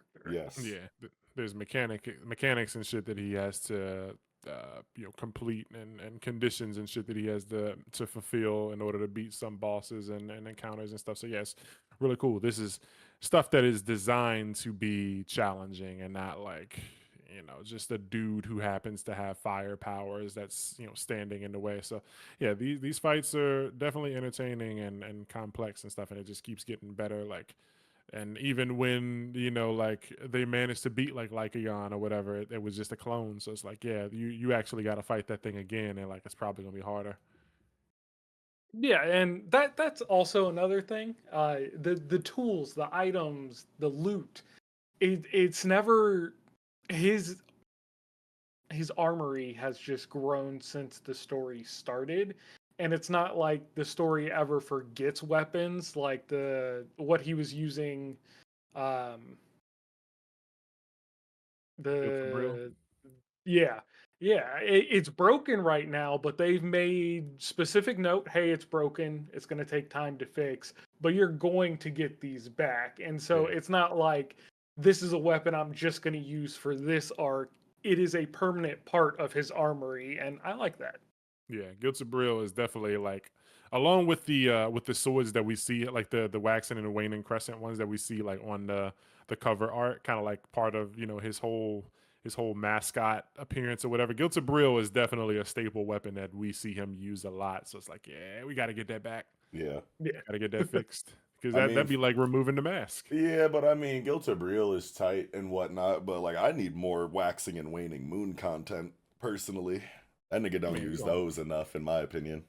we gonna get some That's more. fair. Yeah, But like, now we got more weapons. I just want to see if he's gonna be using Blue Predator like just as a weapon, or if he's only gonna whip it out like when it's time to fight, like a sea beast. Like it's like whenever they go to the next like area, is he gonna be running out with that shield and sword like together, or is it like I'm only using this when I need it type shit? there's got to be like more to Blue Predator than just deals extra damage to aquatic monsters, because it didn't even give us like, damage stats or anything like that. Like, it doesn't have like ATK. Like, it didn't give us like ATK 30 or 50, or like, like, we don't know how much damage this thing does. The only thing we know about it is like what this little like superimposed like, line of dialogue kind of says about it on the panel that it's kind of like revealed. So like, there's like so many factors involved, like why you equip a certain like weapon in a video game, besides just, oh, it deals extra damage to aquatic monsters. That's like a an extra thing. Like, sure, you might pull it out only in those situations if the rest of the stats are buns, but like, we don't know any of the other stats for this. Like,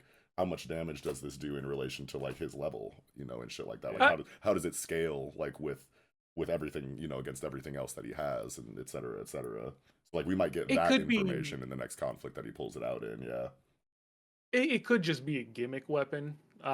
Like in Souls games, whenever you fight a giant, they'll give you a giant slayer sword. And so this could be something like that where it's specifically used in a situation against aquatic monsters because it's a gimmick weapon for that. Okay. Yeah, that shit has like one attack, but when used against a shark, that shit does 1,000,000 damage. I do shit. I was the with the Blue Predator though, I wonder, like I can't wait to see this animated because like I'm imagining these like swirlies like moving on it. It's kind of like water aquatic-y, on the back of the Blue Predator where the teeth are, like Yeah. just swirls. I wonder if it's gonna be, kind of like looking at glass or something, or like water in a glass, and it's moving and swirling. It's cool design. And the shield, I'm interested to see how he's gonna apply the whole like growing aspect of the shield, like making it bigger and smaller. Like, I mean, obviously having more surface area is cool, but he's showing that you can squeeze it over and over, and it'll just keep going in and out. So I want to see how that gets used. Feel like he's going to use it to like parry stuff. If he Yeah, clicks it to expand real fast, it causes it to bounce back or something. yeah, that'd be cool. But yeah, it's apparently a big deal to not go holler at dad. Even Aramis is like, heavens, when she's like, hang on, don't tell me you ain't seen him yet. Everybody's shaking in their boots, so they're probably thinking Raku's about to get fucking This nigga punished, fucked up. Yeah. gonna get fucking pedigreed through the table, through the Not the ring. pedigree. I Yeah, mean, to be fair, you take my children with you to go fight a giant demon god thing. I'm gonna be pretty upset too. yeah. It's like, but you brought him back in one piece. Good job, kid. Here's a fucking bunny hood or whatever, and now you can run and jump faster or whatever, because that's what Link could do in the Legend of Zelda with the bunny hood. But Oh shit, yeah, yeah.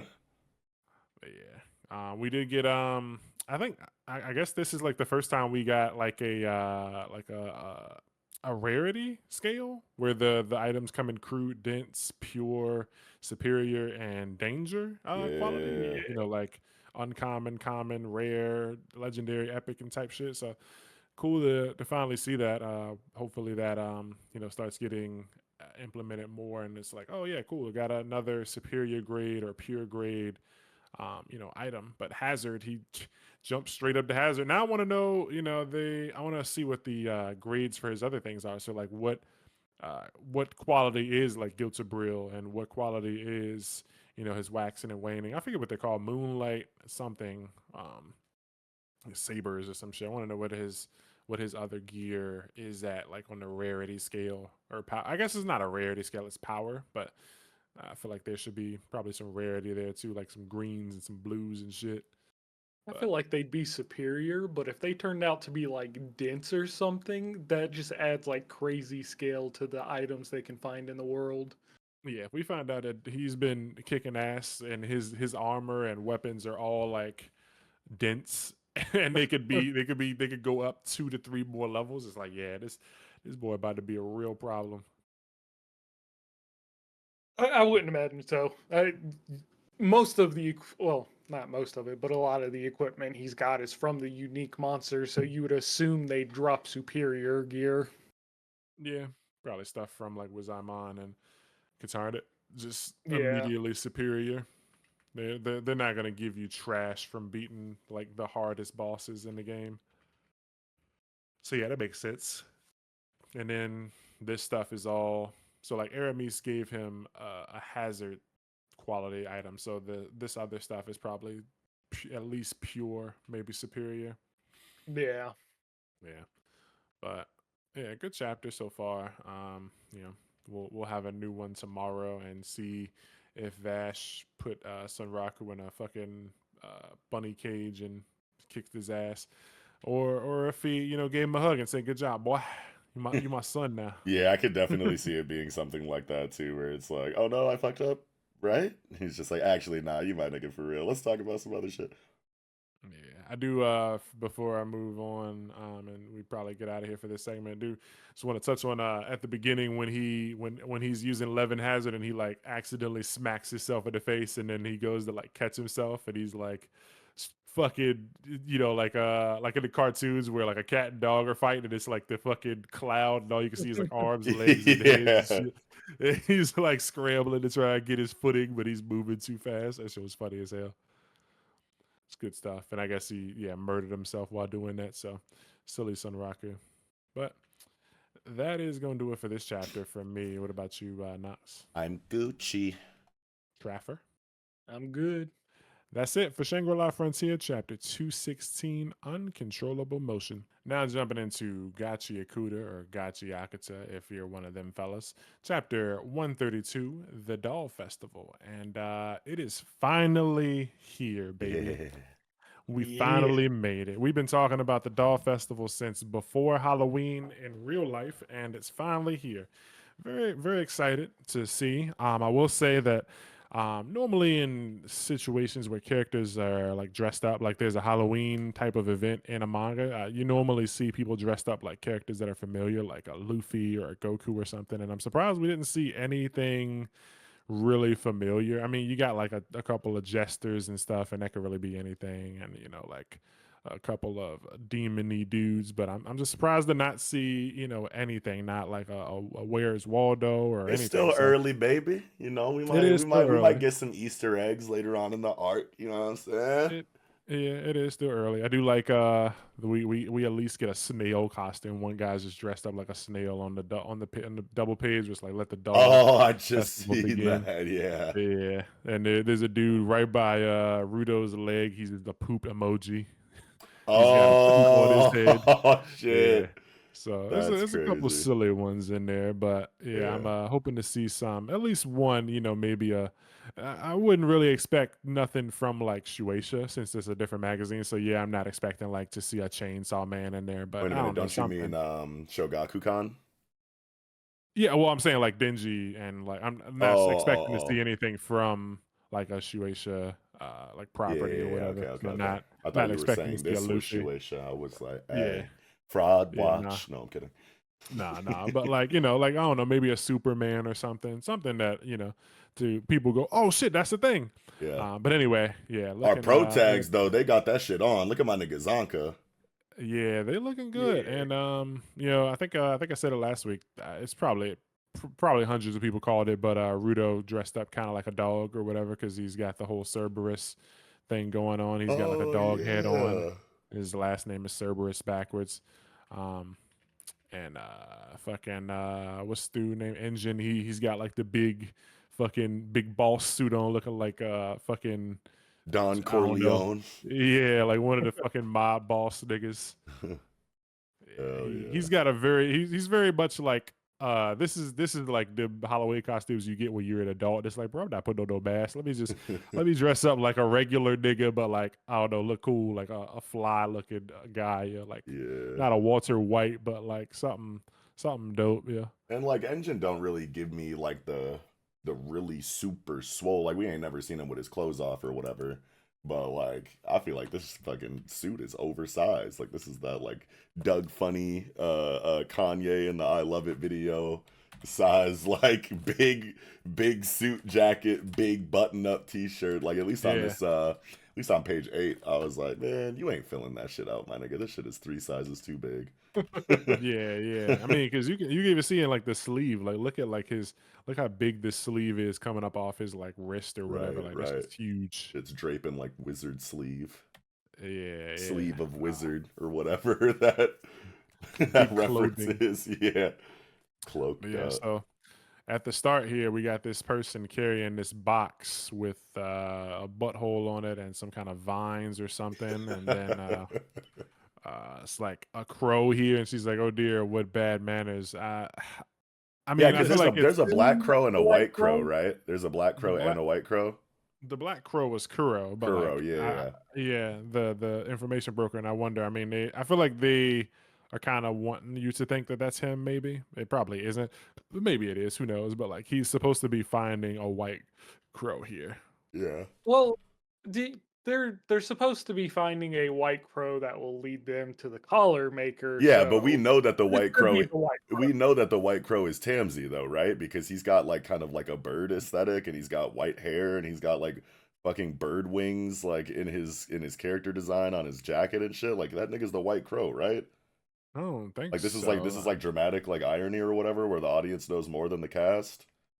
I don't. I wasn't thinking it was a situation like that. I think there's just another character who is like that. But I mean, it could be. It Because could be Tamsin. I we mean, know that they're looking for Tamsi, well, but they just don't know that it's Tamsi that they're looking for. No, no. So no.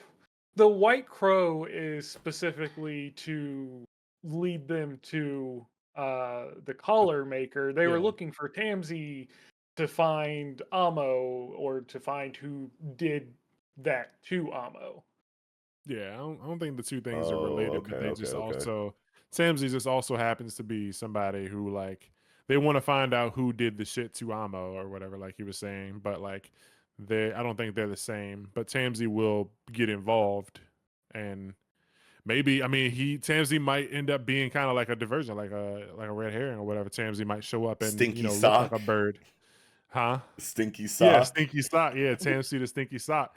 They're gonna see him and be thrown off the trail. Like they're gonna see him maybe looking kind of crowish, and Rudo will be like, "Yo, it's the guy. Like there he is, and it's actually Tamsy." And they'll actually miss the true white crow that they were here to find or whatever. And maybe this white crow like realizes it, like, "Oh shit, these guys are looking for me, and I'm a bounce." And like it just creates a situation.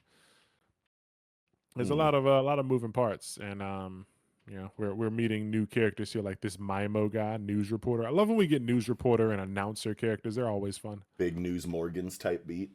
Yeah, I'm immediately getting like Present Mike vibes off of him. Like Oh yeah. I can hear his voice actor being the same as Present Mike, Oh screaming and shit. yeah, or whatever. Yeah, Yeah. yeah, being a I loud.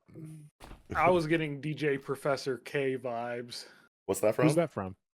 Jet Jet Set Set Radio Radio Future. Future. God, Oh, okay, I didn't okay. want to say it, but I knew that was gonna be the Yeah, answer. yeah, I see it. Yeah, there's the vibes there. I wonder if his hair is really like this or if this is part of his costume. Like, does he just have like a fucking bowl cut, or is this like his hair? And Uh-uh. did he slap that on there? I don't know. I like his jacket though. He's got like the Nigga fucking probably got as many jars of hair gel as Diddy got bottles of baby oil in his fucking okay. crib. If he it's like, hey, you maintaining that all year round, G?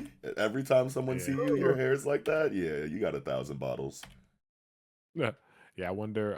So okay, yeah. So people are bringing their tools, like their items. So like Zonka's got his love stick, and Engine's got his umbrella. Rudo's obviously got his glove. Everybody's got their thing. So I'm Where's looking at Rio's like, scissors, or can't she like shrink them or whatever? Don't they yeah, like she can Yeah. get shrink bigger? them. Yeah, she got them in her back Yeah. pocket. We good. Yeah, so I'm just like looking at this guy and I'm like, is there anything like we can see on him that might be like this Mimo guy? Like maybe his glasses or maybe his belt is a tool or He something, or got a maybe big his ass jacket, jacket. so Yeah, maybe his shit is he's probably got concealed. some shit in there. Yeah. Yeah, he's probably concealing it if he's a giver or whatever. And then I don't know. I'm really interested in this character that we meet initially. I like her shape. I like she appears ominously out of nowhere and she's on this, what bad manner. She's got like a letter or something in a box. Like what's in the box, baby? What's in the What's in there? box? What's in there, man? You gonna pull a rabbit out of that box or something? Pull something out of it. Let me tell you. Yeah. Anyway, so I don't know what I meant by that, but yeah. So I really like. I Let's give him the floor so he can explain. No. I was talking about putting my dick in the box. All right, so on page 6, we have this like cool little like world building point for the Doll Festival location where we're in South Ward, Shumina City, Andio, and there's a summit, and it's like this big, like almost like the terrain has been affected by some kind of like volcanic activity almost, where it kind of like has made this like upper level of this rock formation or whatever, and that the summit, that's where we're all trying to go, where the actual Doll Festival is going to be. So that's actually really cool that it starts at like a lower point in the location. You have to like travel up and walk past all of these booths and all of this shit like on the way to like the real Doll Festival apparently. So that's really fucking cool because it's already tight down here. Yeah, I wonder if it is like a hollowed out like volcano or something, and they built like stairs, and there's like a whole other city or something inside this like major lump of earth or whatever it is. That'd be cool. Yeah, man. Because I mean, I just like when I saw this first picture, I'm like, okay, so how the fuck are they gonna get up there? And like, I don't see anybody climbing on this bitch outside, so like, it's got to be, It's like you man-made know, stair system. yeah, something inside or something. Oh shit, maybe there's like a fucking like lava based elevator system like you see in like some games Ooh, where it's like a fire dungeon or like a some kind of like volcano like area where you step on the platform and then you move like the rock in front of the opening that the moon comes through, and like when you block the moonlight the fucking lava levels rise and you take the elevator up. I just made all of that up. I don't know what I'm I like referencing. it. Yeah, I don't Hey, know what I'm referencing, what game I'm it's a referencing thing. when I say that, You but went places with it, but it's a thing. Yeah, I yeah. like it. I do hope when they get to the top, we get like a big scenic, like looking out over the entire world type of view, type of double page Yes. spread. That'd be cool. Even though like from here, it looks like it's just Earth. But hopefully we get like I don't know, like a scene where like they're looking down at like the entire Doll Festival city, or maybe just out past the horizon, whatever else is out, past this summit area. It'd be cool. Get like a big, I'm on top of the world kind of feel. I Hell will yeah. say this feels like it's going to be a Zonka focused arc. Oh yeah. Yeah, we got his people here.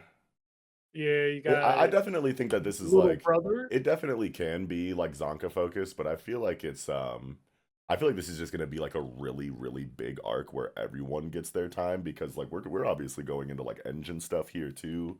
You know what I mean? Engine seems like he's going to get like a lot of like character work throughout this arc with like the lead up to it related to Semiyu, and there's even like a point like in this chapter where he's kind of like sitting here like thinking about the question that Semiyu asked him about Rudo. Like, he was a random stranger who came from nowhere. Why did you care about him to begin with? We might get some like real insight into like Engine himself in this arc too. I just think that this is going to be like the one big, and maybe there's going to be multiple, but the first really big Gachiakuta arc, like classic territory Gachiakuta Yeah. arc, where just like everything is firing on all cylinders. Everyone gets a lot more depth. Everyone gets a really big fight, etc., etc., and it's just going to be all encompassing in that way. Yeah, Yeah. that's fair. I Yeah. definitely appreciate it if we spend 30 to 50 chapters here, because a lot of the other arcs in the past, like I said, we've gone to new locations that sound or look cool, and then we spend like 3 weeks there, and then it's like, all right, time to go back to like cleaner HQ or something. It's like, ah man, let me see some shit, yo, show me something good. So like, yeah, we definitely have like you said, engine focus, and then Zonka's folks are here, like you were saying. Zonka's older brother is here, because yeah, like his big sister is calling Goka the younger brother, but I'm pretty sure they're all older than Zonka. But like Zonka's like ex homie is here too, so it's like Yeah.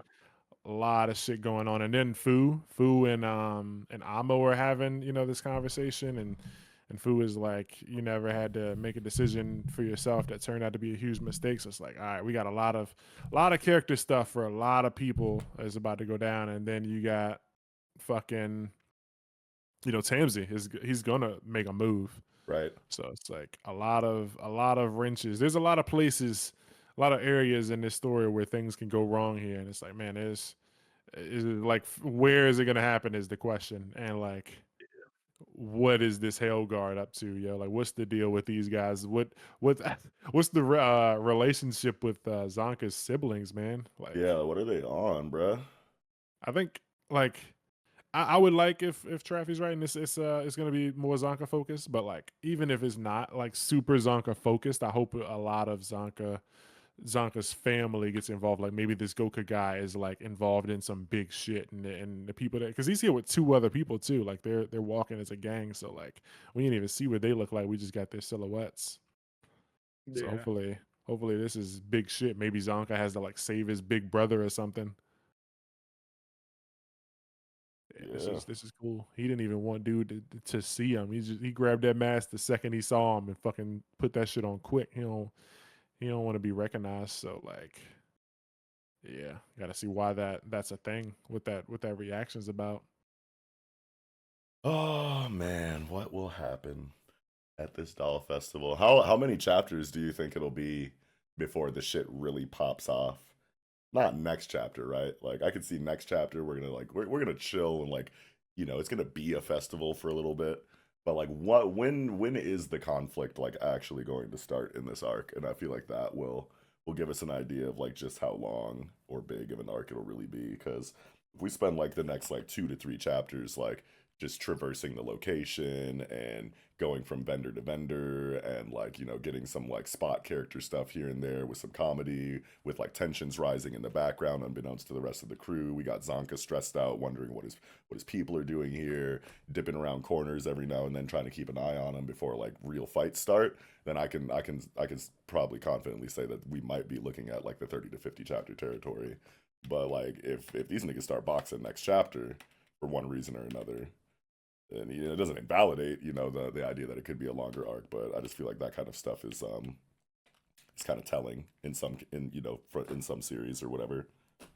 I don't think we're Yeah. gonna get like major characters fighting. Like I could see like a drunk guy like fighting with like a fucking a vendor or something. And it's like, hey man, break it up, and Yeah, it's a situation like that. But I don't see something's got like to call attention to the protagonist cast that has all of like the antagonists in the background. Go, what's going on over here? Oh, that's where them niggas are. So I can definitely see it being some drunk person being an idiot and Rudo being like, hey, that's not nice, and then everyone turns to look at Rudo, and then like or maybe that like starts the the other way. conflict. Yeah. Maybe like the other way around. Like maybe they see somebody. Like maybe Zonka's brother is the one who like interrupts like a tussle, and they're like, "Hey Zonka, that guy kind of looks like you." And it's like, I got to get out of here. Don't Oh shit. don't say my name too loud, type shit. Yeah. It's like you guys call me fucking Aska while I'm here. Yo, stop calling me Zonka. Asuka. Yeah, like my name today is Aska. Don't call me that shit. But yeah, I think we'll go 2 or 3 chapters, and it'll be a little small stuff, and maybe characters are split up, and they'll go their separate ways, and we'll start to see who else is here because we haven't seen any raiders in a long time. Right. Yeah. You think the Raiders are here? Definitely. You think I Jabber know there was Jabber in this motherfucker waiting to pop off? I mean, it would fit in with, the me saying that this is a Zonka focused arc because that would give him his rematch against him. Bruh. But they did say that, they received the information as well. There was just a time limit on when they would receive it. So I think they'll show up late to everything else going on. Oh yeah, like as when the shit's like wrapping up, like they pull up and it's like, hey, nobody invited us to the party, and shit just gets worse. Oh, Yeah. That'd be crazy. What if Zonka fucking what if Jabber fights Zonka's brother and like is beating his ass and Zonka's got to watch his brother get beat, or like what if it's a complete like one sided stop and Zonka's brother like puts fucking Jabber into earth, like he's just beating the shit out of him. He's like, "Yep, that's my bro. I can't like compete with that nigga. Yo, he's just in a league of his own." Uh, I I expect Goka to be an asshole. Um, and then he's gonna get put in his place by Jabber, and then he's gonna have to get saved by Zonka. Yo, that'd be a crazy situation, actually. That's just my prediction on that. We're gonna see, because this dude, he looks like the real deal, and Hellguard so far has been real. Like we saw Zonka's sister, and she was on some real shit. Yeah, bro got Yeah. like a real, like, honorable samurai aesthetic. He even got like the crazy over designed rice paper hat. Like that shit made of metal or some shit. I don't even know what's It going looked on with like it. that, but That shit looked like metal, bro looked like he's on timing for real. bro. This look like, bro. Look at his like his gauntlets. He He got the looked like like master Shredder. shredder. Yeah, he's Yeah. got the shredder shit I going didn't on, even bro. Like peep this. that. Yeah, nah, this dude's gonna be serious. He got fucking like his fucking sash is like tied with like a fucking axe blade or some shit. Like, what's going on there, bro? Like, nah, I need him to be real nasty with it. Yeah, looks like he's got like I can't tell what his weapon is, like a bow staff or something. Maybe I don't know, Sephiroth's sword. The shit's just long as hell. bruh. Need that. Yeah, nah. Can't wait to see what he can do. Hopefully he gets active sooner than later. But there's a ton of characters here, and then we just got introduced to new characters too, like Mimo and the chick at the beginning. It's like, is this chick someone we know already or no? I don't think so. Yeah, I'd like Actually, hmm? just by the way that she dresses, how much y'all want to bet the White Crow is like Kuro's sister or some shit? Oh, damn, okay. Wait, the way she dresses. Oh, the girl in the Yeah, beginning? yeah, because it I don't know. It feels similar to how Kuro dresses, but more on the jester side. Maybe that's not the word. Magician.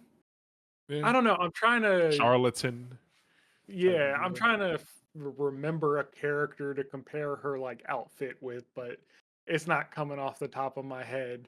Um,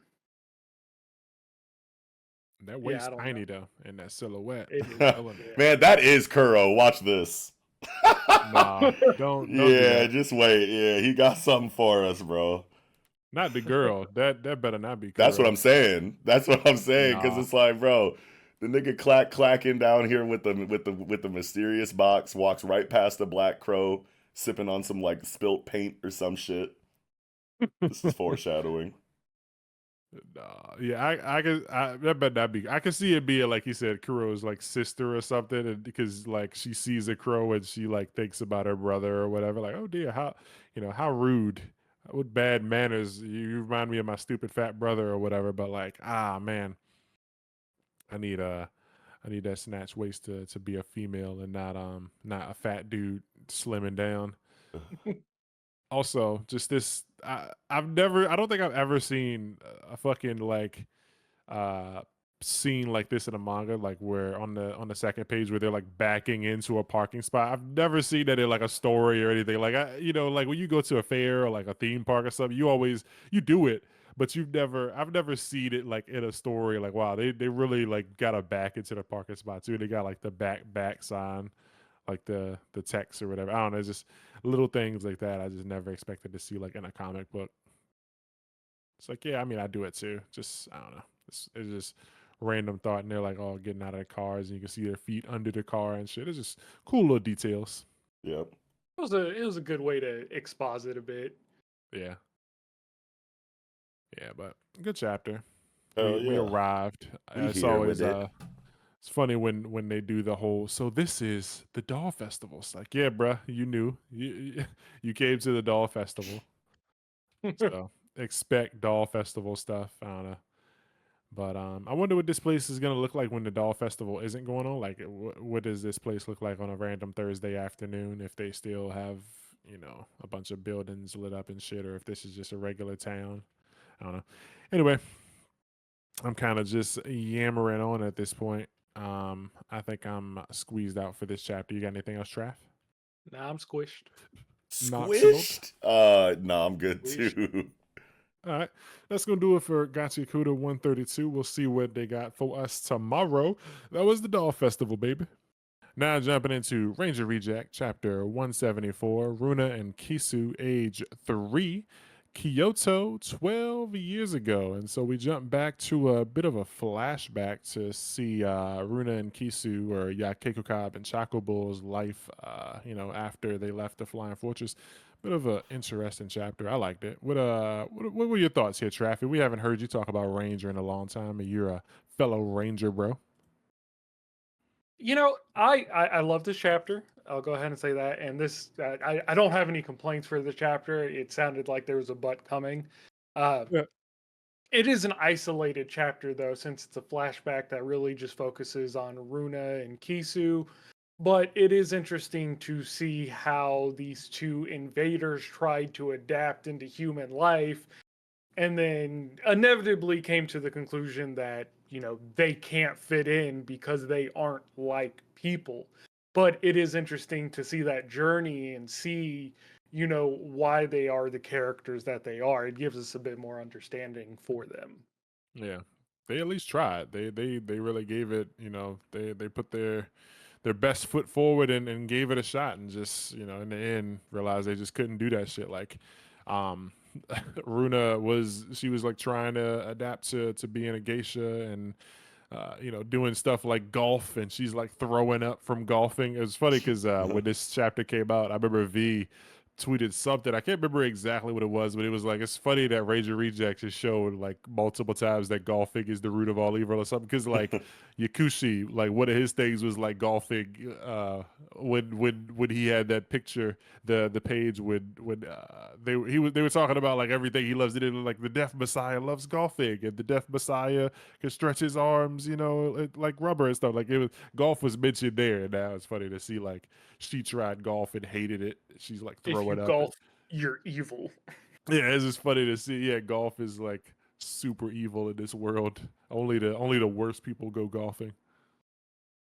I agree. Yeah. Fuck Never golf. golfed. I Never did a little got it. putt. Never understood the appeal. Did a little I've putt. played before. I played frisbee golf. The Not- fuck? Yeah, you don't even know about that? Oh shit. I don't even want to know about that. Nah, it's tight. Stupid. It's like Is that- it's like the exact same concept as golf, but instead of like using an iron to hit a ball into the goal, you like just take a frisbee and like launch it and try to get it into the hole. Is that the shit Kiko does? Yeah. Frisbee golf? Is it called? It's not called that. It's called something else, right? Frolf. No. Alright. Disc golf. Yeah, that. Yeah, I was like, ain't there a word for it? Yeah, it's not frisbee golf. Fucking Ferrol. It's all the same, nigga. Oh, That shit hell fun as nah. hell. Anyway, Yeah. Anyway, what's your thoughts on this one, Knox? all I want to say is that I'm glad that I got both of y'all here talking to me about Ranger Reject again, because like I feel like I'm just so far behind in like my retention and like understanding of like what be going on in this, because it's like I'm sitting here like, bro, who the fuck is Runa? Bruh, What? please. I don't remember. Oh my god. I don't remember. Like I barely remember Kisu. So like I love the storytelling of this chapter. I just like am having a really hard time remembering these characters, why they're here, how they got here. Like Runa's Yeah, the the fusion. portal invader. I know Yeah. that. I know what her move set is. Like I just don't remember like They're the two invaders that make up the fusion. Yeah, they're all lovey dovey, and then they fuse yeah. into the badass designed Okay. invader. So I remember them from the 3-way battle arc. Yeah, and And, then like yeah. Sakurama like saved them from the like monster the beast big or whatever. monster beast. I remember that, Yeah. but I dead ass thought they were just, so they got injected with the shit and then became No, they exec- are. No, They are the executives. So then why were they worried about that fuck ass mutated worm monster? because they're fucking goofy goobers. Oh my I god. don't think they were actually worried. They're just fucking silly. Oh, okay. I might And be back he then. Yeah, and he just showed up like at the right time. Like I'm pretty sure like if he hadn't showed up, they would have just vaporized it. But like he showed up right in time, so it's just like you you saved Superman from having to take his glasses off and reveal that he's Superman type Yeah, shit. Clark Kent. Yeah, like you, Yeah, a it's like monster get ran out up of the on way, Clark Clark. Kent, and you were Yeah, like, "Oh, a civilian's in danger. Let me go handle yeah, it." yeah, And he's like, "Oh, I was just gonna turn into Superman and beat its ass, but okay." yeah, Yeah, yeah. And then okay. like the facade continues. Yeah, That's so so funny. God, I feel like such a fucking worm right now. Anyway, I think I'm back enough. I think I'm approaching the same page, but still. follow my fraud in the comments. No, don't do it, please. Yeah, God, I hope make sure you cry in the car. Yeah, the one episode I hope V doesn't see. All right. yeah, So but anyway, yeah, no, this was some really good shit. I think that like what Negi Haruba does a really good job of is taking these characters that we now know like the whole lore of how they came to be and like what their kind of like role is like and whatnot. Like it started off as one thing, like we really thought these niggas came from outer space when this shit started, you know what I mean? yeah. And so now we know like exactly how they came to be, and it's just become like this incredible like study of like existentialism basically, where all of these characters are kind of trying to find out like what their purpose is and what they're supposed to do, in contrast to what they've been told that they're supposed to do, and how like, everything that is kind of been built up so far has tried to, be geared towards this idea that there's this like almost divine purpose that everyone kind of has, and that was all just like a lie. And like they Yeah. have to kind of like try to figure it out on their own now. And I'm like really big into to that area of philosophy myself. So I'm loving all of this existential storytelling that we've been getting since we've got that lore. Yeah, and it's crazy because these two characters they have known the truth for a long time, and like they have been kind of like alongside D. You know, when they first met D after, like during the foot soldier on the loose arc and stuff. Like they were telling him like, "Yo, you don't have to fight anymore, and it's like cool and shit. Like you can just chill out." And he was kind of disagreeing and putting up a fight. And when I think it was Chocobo, he was like, "Yeah, I'm Chocobo." D immediately attacked him, and it's like he at the time he didn't know that like he really was A test tube, created. baby. Yeah, Yeah. yeah. So they already knew, so they were just kind of like I don't want to say like trying to spare him the heartbreak, but like they already knew the truth, and it was just like, yeah, man, you don't have to fight, bro. Like we Kisu and Runa, we gave that shit up years ago. We just been kind of chilling, living as humans, and it's we found some people that we fuck with, like this Sakurama dude, and he's cool. He doesn't like hate us. He accepts us for who we are, and when people don't fuck with us, we plaster them on the wall, like like this one guy. Yeah, that was a Like, crazy page turn, bruh. yeah, I'm just confused here because like they're both there, and so dude's up on the wall, fucking dead as fuck, and they're both there, but then they both go, huh? An executive. So I'm like, who put him on the wall? Like, Yeah, because like they it doesn't both, seem like neither of them did it. Yeah. yeah, it seems like somebody else did this and they found him, and they both think that the other one did it, type shit. Well, I mean, on the last panels, it looks like the old guy's talking shit to Kisu. So you kind of imply, or it kind of implies that Kisu was the one who did it. Then why does Kisu seem surprised when they see him fucking strung up like this? I Yeah, don't like know. because I he's got don't like the know. sweat drop. Leave me alone. Yeah, I don't know. Like they both kind of like are like, huh? And exact because Wait, was like that a reference to that one video of that angry Australian dude breaking into that yeah, car with the boomerang? leave me alone. Leave me alone.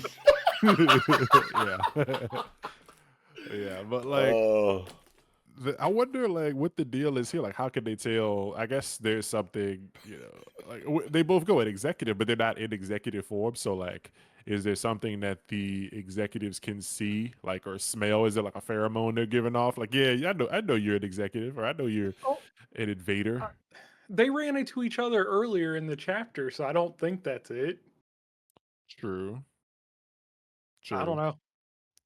Yeah, because neither one of them seem to like say anything or whatever. Because like Yeah, because he probably would have like at that moment, based on the type of character he is, like this delinquent bad boy, like he probably would be like, "Yo, what the fuck are you doing with this asshole?" Like, fucking Yakuza, and she'd be like, "Oh shit, what the fuck is up, dude?"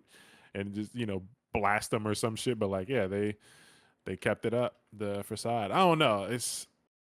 I really want to know how they knew, but like, did I'm Kisu murder dude? I'm curious about how they learned to fuse. Like, did it happen on accident while they were fornicating or something? Like, Yeah, like Hey, yo. hey, we're one person now. We really yeah, getting type into shit. that type shit? I mean, we there. Well, I was Invader curious. sex is crazy. I mean, I ain't never Yakushi had wanted to that do it. before. I'm trying to see what that be like. Yeah, I mean, fucking Ben Tennyson's granddad was on that, so like Hey, he knew what the yo. fuck was up. Hey, and fucking Omni Man? Yeah, Omni Man and Mark's mom? yeah, but I mean, he's a humanoid, so True, true, true, true. Like, he didn't discriminate. yeah. He But had a like, bug baby too. yeah, all right, yeah, and Rick Sanchez also, be fucking them aliens. Well, I don't A discriminate. bunch of alien fuckers. Yeah, I ain't a furry, but anyway. So Sure, so buddy. yeah, man. So yeah, like this cool chapter showing their past. I do wonder though, like what the mechanism for fusing is, like if they just touch. So like in the end here, when she appears and Buddy's still strung up, like can she just go over and like touch him and they'll fuse? And if the answer is yes, will he still have like fatigue? Like will they be at like half strength or something, or will they be basically full restored if she goes over and fuses with him? And if not, like does it need to be like a kiss? Like do they need to kiss to fuse or something? I do want to know how they discover that they can do that. It's like milking the cow. It's like who the first nigga to milk a cow is like, what were you doing, bro? Like how did Yeah, how he did was they on some freaky shit. yeah, it's like what did they do, yo? Because they're alien like monster things. So like I It's feel like funny to they like say that, but like in all reality, I mean, I don't put it past weirdo fucking humans to do anything weird like that. But it's probably just like saw babies sucking on those things. Like, you know what I mean? nah Like baby cows. It's like, oh, okay. They're like, oh, baby cows do that, and we do that as babies. Yeah, so what nah happens if I So, just grab these udder dongs? no. Somebody was jerking the cow. They were sick, and I hope they got fucking murdered. Yeah, they grab those Yato, dangly things Yato, with a how you different. gonna how you gonna jerk a female cow? Hey yo, she Hey, got she where got there's a will, danglies. yeah, where there's a will, somebody found a way. Yeah, Yeah, on God. they did that shit. That's why we got milk. Yeah, the Screaming. fucking I origin of milk. I mean, like at that point in time, did they know that cows were females and Probably not. bulls That's why I were think. males? That's why I think somebody was just freaky and just touching the cow. Just being weird. I don't think they knew or cared or wanted. They just. It was a fucking lucky mistake. They're like, oh shit, this milk stuff's kind of good, bro. Let me fucking give this to my village, and they won't think I'm weird. They just won't ask where it came from. I just tell them I found it or something. I don't know. Fucking anyway, fucking milk. Yeah, how did these invaders? What's the mechanism behind fusing and shit? And like, can they do it while one is unconscious? Um, yeah, these are the burning questions. And Always more questions. yeah, he gonna give us some questions, baby. He gonna answer them, but then he gonna give us some more. I do want to know, like, I wonder if we're gonna get more chapters of like flashbacks since we got the Runa and Kisa age 3 thing. Funny that they were 3 years old here, because the invaders are all like fucking babies. But are we gonna get to see more? Runa and Kisa age 5 type shit, or is it just all in the present time after this? You haven't been here, so I want to know, what do you think on this arc? You think it's the end, like we're in final arc, or do you think there's more arcs, Traffy? I I don't know. I feel like there's still so much to resolve, Uh-huh. but I get with the way that Chidori is saying this is the final battle, the way he's hyping everything up and trying to get everyone together, it does feel like it's leading towards the end. Yeah, I do feel like it can be.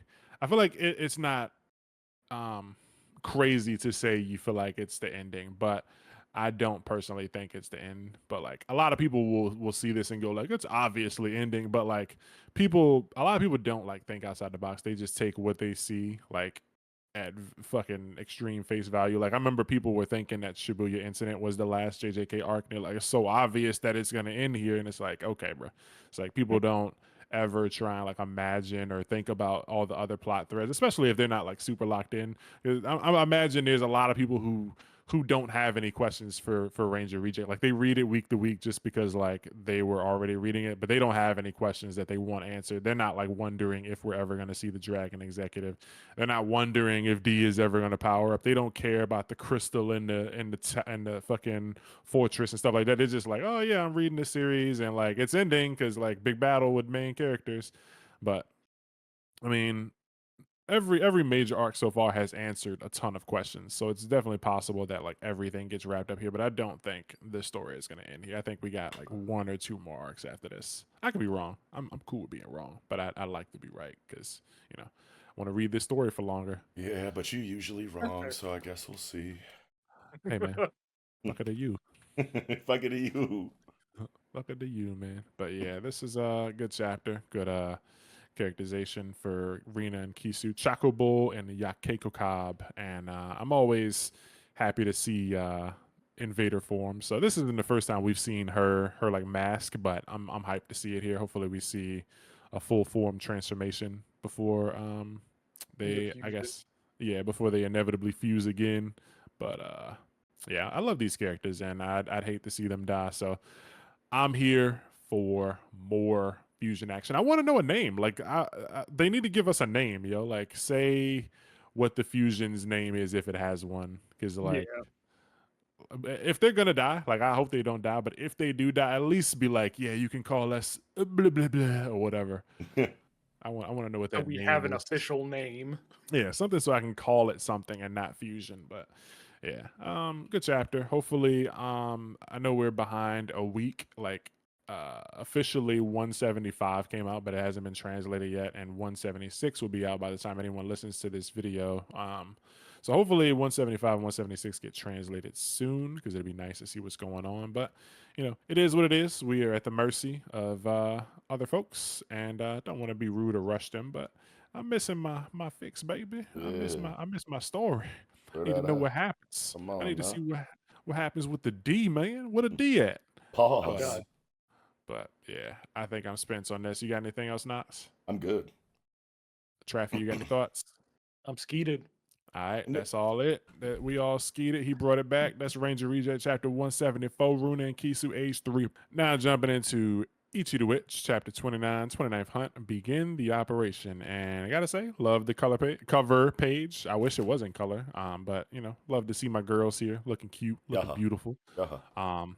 Nice shot of them both. But good chapter. Starts off with Discaris dealing with the consequences of her actions, bringing the bonehead here and not speaking up, and now she's part of the plan to eliminate them, thus also murdering herself if Ichi is killed. Right. Fun situation for her. He's like, man, I don't know what to do, man. These crab legs too good though, so we playing the part for right now. Yeah, for real. Like she's sweating this shit, but it's like, damn, this food, bro. Y'all really brought the feast out. He said this shit busting, so we on your side for now. Yeah, let me stall these niggas and shit, yo. Yeah, when fucking Ichi popped up, he's like, yo, Discaris. And she's just, yeah, I'm tripping. I actually saved that and I fucking, I edited, I whited out everything except for Negi and the exclamation points. And I'm gonna post that when like a crazy thing happened in Ranger. Yo, that's genius, dude. I love how she's like choking him out with her legs under the table. Like, shut up, nigga. Yeah, do me next. I mean, yeah, that was Get good in stuff. line. Need that. Need that. Yeah. So many things were so funny in this chapter, bro. Like, God, like It's that. definitely Yeah. it's like a silly calm before the storm type chapter. Like, wasn't super serious, but like, yeah, like you said, it's a lot of silly moments. Yeah, like when they're like, we need to do what we got to do to get close to it. According to the security plans, it's currently under heavy guard. And this nigga Ichi was like, well, that's annoying. She's like, well, whose fault is that? Yeah, you set off the alarm. You raise the fucking attention. Everybody's like got their eyes out for this shit, and then the fucking what's she call it? The all bark and no bite plan. Right. And then like, Yeah. and then after Ichi like calls all the attention to him, he's like, "All right, everybody move out, but I'm staying here." And she's like, "Don't you want to like go with your niggas?" And he's like, "No, I got to stay by Lord Bakugami." She's like, "But what if something unexpected happens?" She's like, "That's even more reason for me to stay here." And she's like, "Oh shit, what's that over there?" Bink, fucking knocks his ass out. Like, all right, now. Yeah, this is what it was. It's going to be like really good. Like when they animated, it's going to be fucking hilarious Yeah, as dude. an anime episode. Dudes just fucking flump is the fucking sound effect they give him when he falls out. Yeah, she Yeah, flumped his ass. yeah, I love man. how Goku Raku. she's reinvoking Golconda here because that's like literally the first thing that came to mind when she was like, "We don't even know what his trial is." I was like, "But you got that Say it. shit." Yeah, I Yeah, was like, you got that thing that makes him yeah. talk." It's good that like they don't forget shit like that because a lot of I feel like a lot of other like I mean Gokanda might like it might not work like something might happen to prevent it, but like in a lot of other manga I feel like the characters will have something that is the answer and they just like will not do it right away. Like Goku just like Goku fighting niggas in base form, and it's like this dude is threatening to blow up the entire universe. Why are you fighting this nigga with black hair, bro? So they do shit like that, but like I like here, you know, she immediately goes like, okay, I got the ability that makes the magic tell me how to kill it. So like, yeah, let me just whip that out to start. Yeah, Goku Raku is such like a great character because he just fits in perfectly. Like on page 9, where it shows Ichi, him, and Kamugi. uh, Kamugi. Kamugi. There we go. Yeah. And they all have the same exact reaction to the all bark no bite plan. He fits in perfectly. Yeah, Yeah. Like it's just perfect.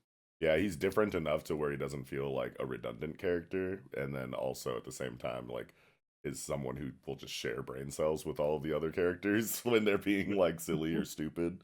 Yeah.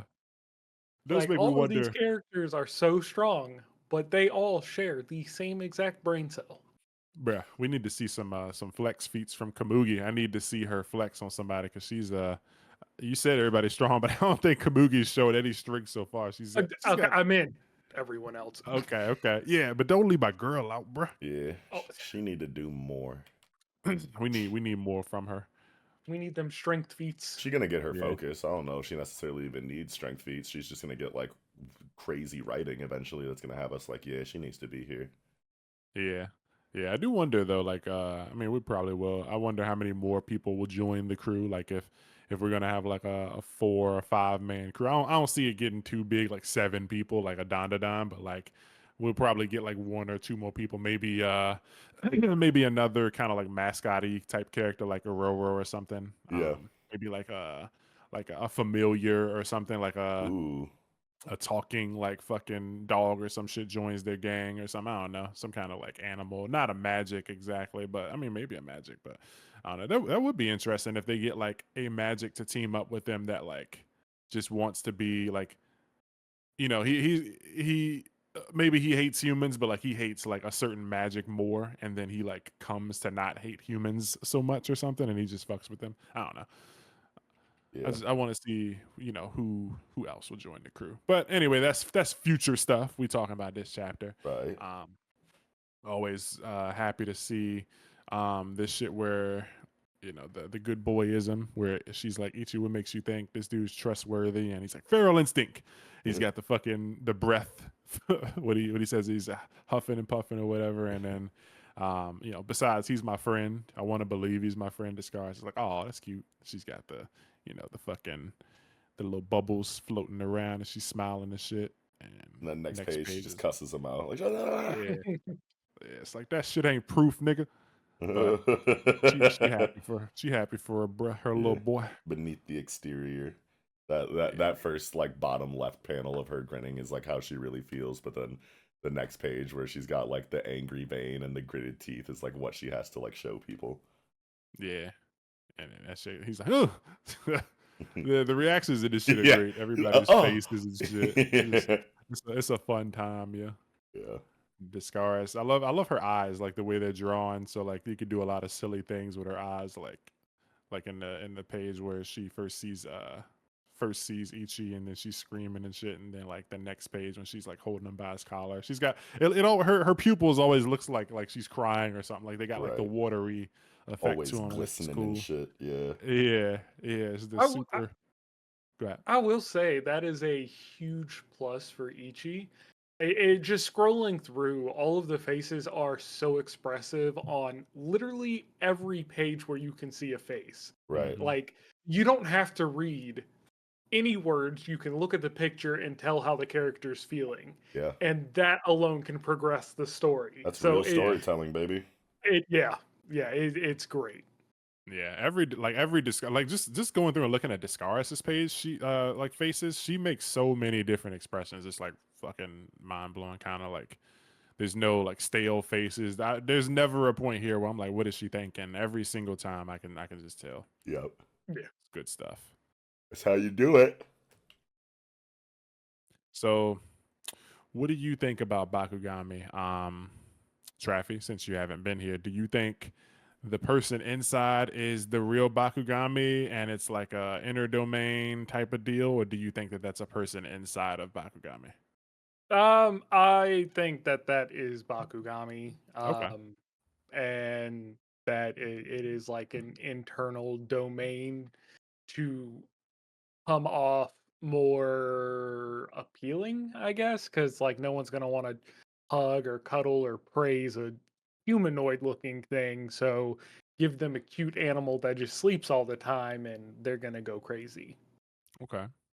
I still think it would be a really interesting rug pull if we beat the shit out of this thing inside of Bakugami and find out that it was like parasitizing it in some kind of way, and then like after that dude gets scrunched or whatever, then and expelled, then the real Bakugami's like, oh, thank you for getting that motherfucker out of me.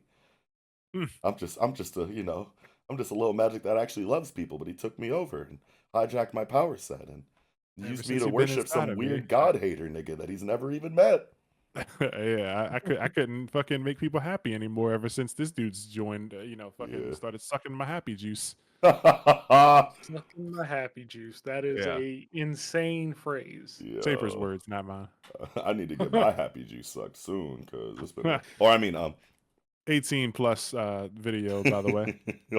If you're under 18, turn this shit the fuck off. yes, this is an R-rated show. Sorry, Yeah, No, but we're X-rated. yeah. talking about grape juice. That's what we're talking about. Hey yo, Ooh, think I'm about to let it loose. Yeah, but people here are shocked that Ichi is using magic. He's like, catch us if you can. They're bouncing on the shark.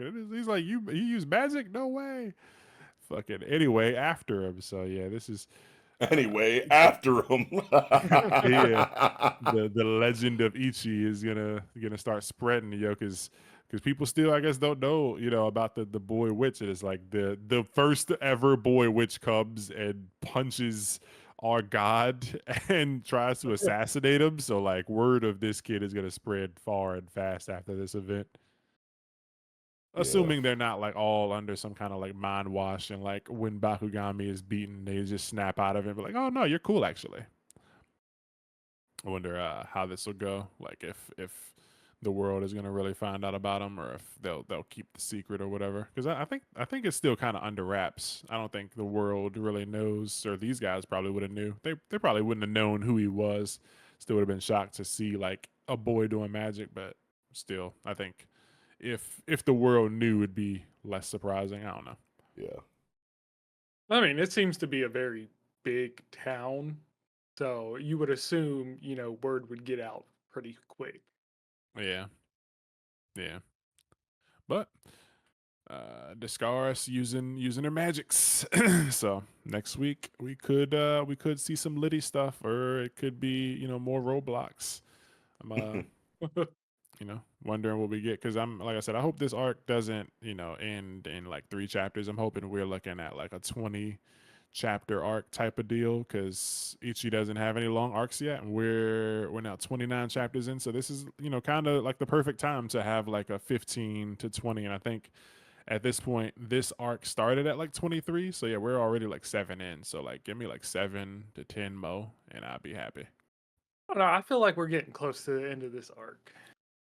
Oh no, man. I mean, I could see it, but like the world hater, like even after we met the world hater and discover like who he was and like that, like from the time where Ichi and him fought to the end of like that conflict, that was still I want to say like 7 chapters.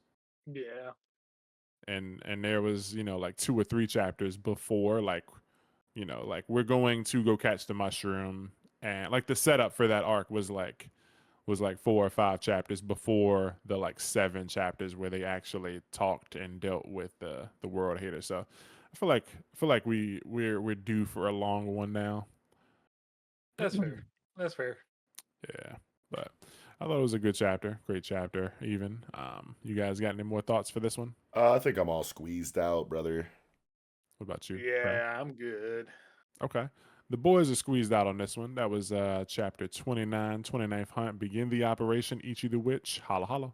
Now jumping into ASStro Royale, chapter 48. That's all. And I fucking hope it is, bro. We called it. This Nigga, shit let's wrap is. this shit the fuck Yeah. up. I'm so Get it. ready. Get it out of here. Nigga, when I got to that fucking last double page spread and I saw the entire fucking cast come into the story, nigga, I immediately threw something on the grill. I cooked all day. I was like, let's Yeah. fucking go. Like this is what it means when we about to get the announcement that this shit is Yeah. ending in 2 chapters. Let's fucking go. I'm so done.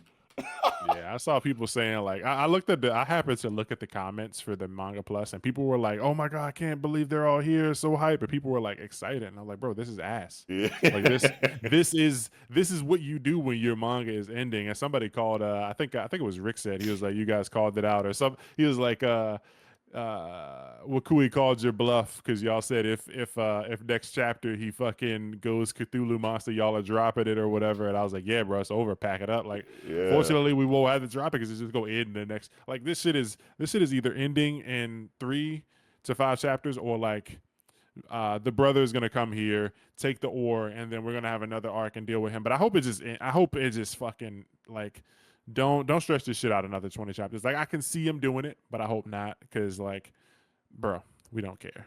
No one Yeah, cares. this is so like goddamn, bro.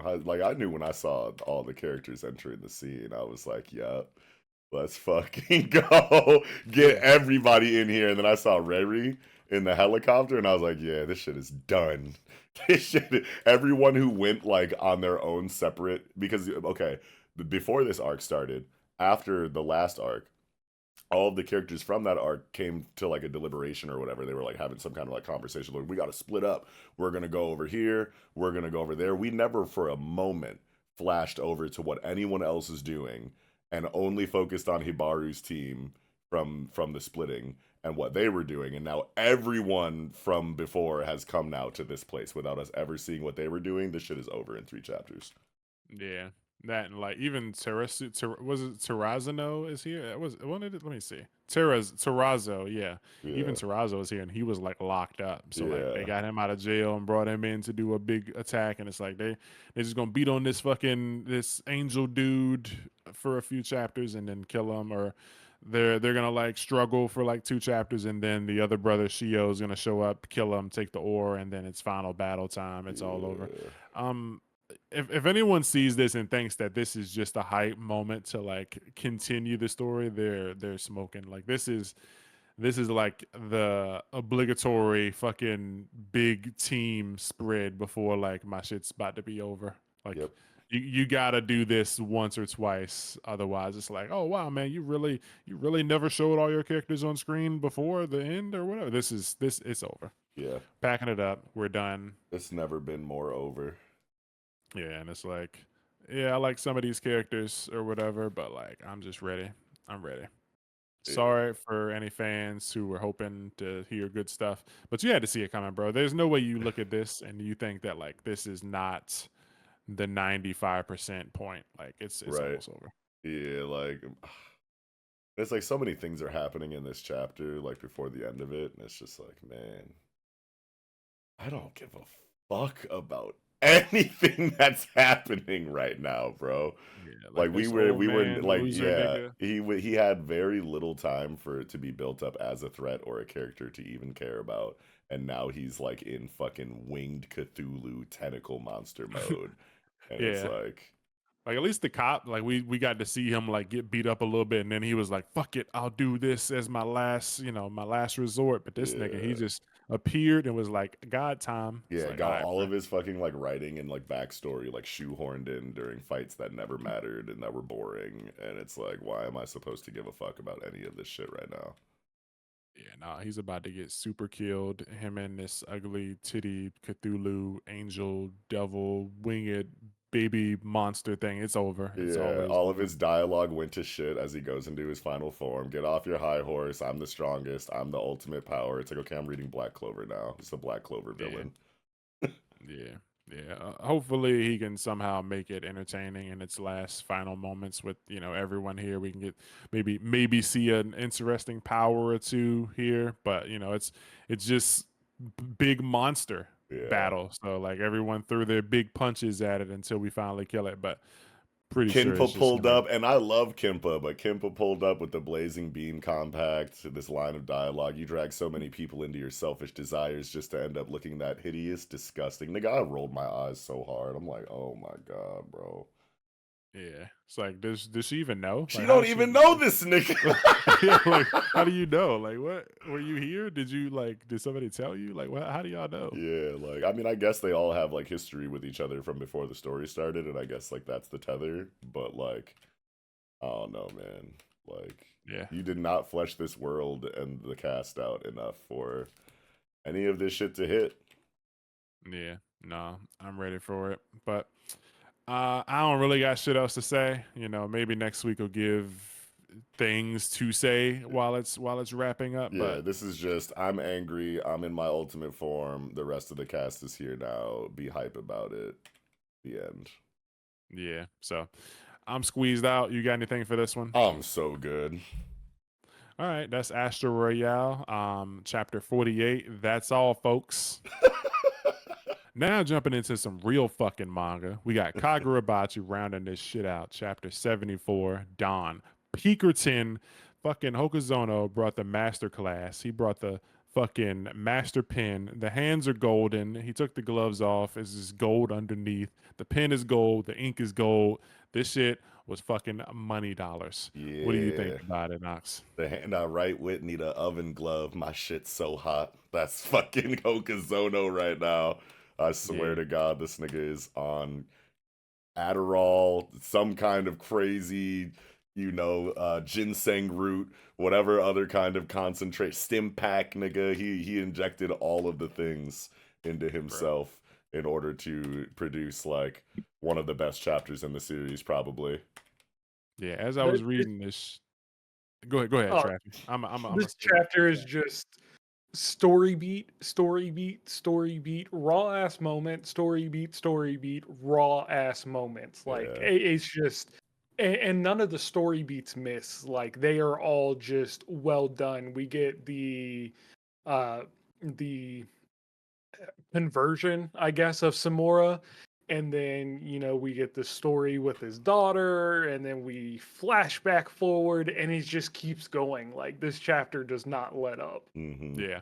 I do want to say some questions do get answered here. So like in the beginning we were kind of questioning or talking about it like on who made the call. So it looks like it's confirmed that Samura did not actually call the hit out. Yeah, I Somebody else was trying to definitely, put I definitely was wrong about that. I was like so confident yeah. about that too last review. I feel like an idiot, but I'm glad that it has been revealed.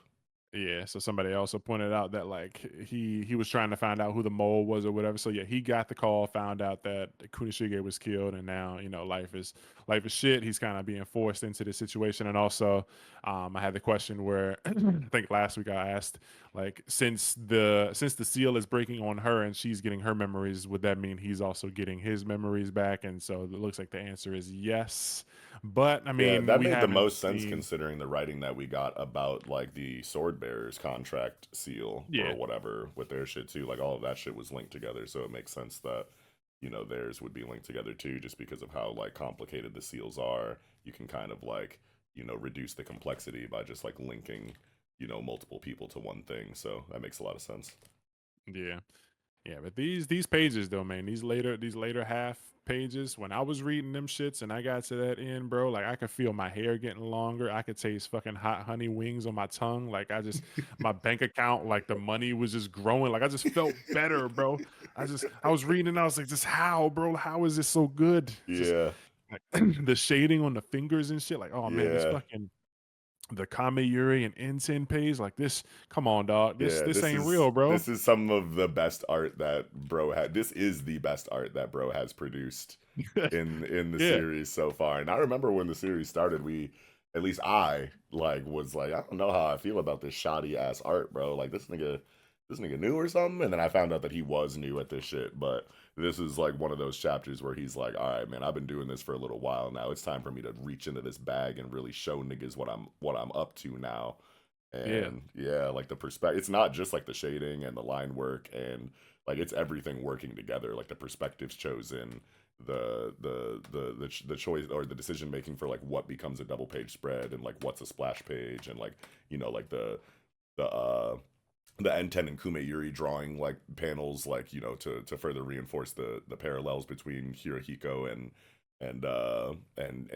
Chihiro. Like everything is just like so well composed from Yeah. like start to finish in that latter half of the chapter. And then it follows up with the Toby Mune.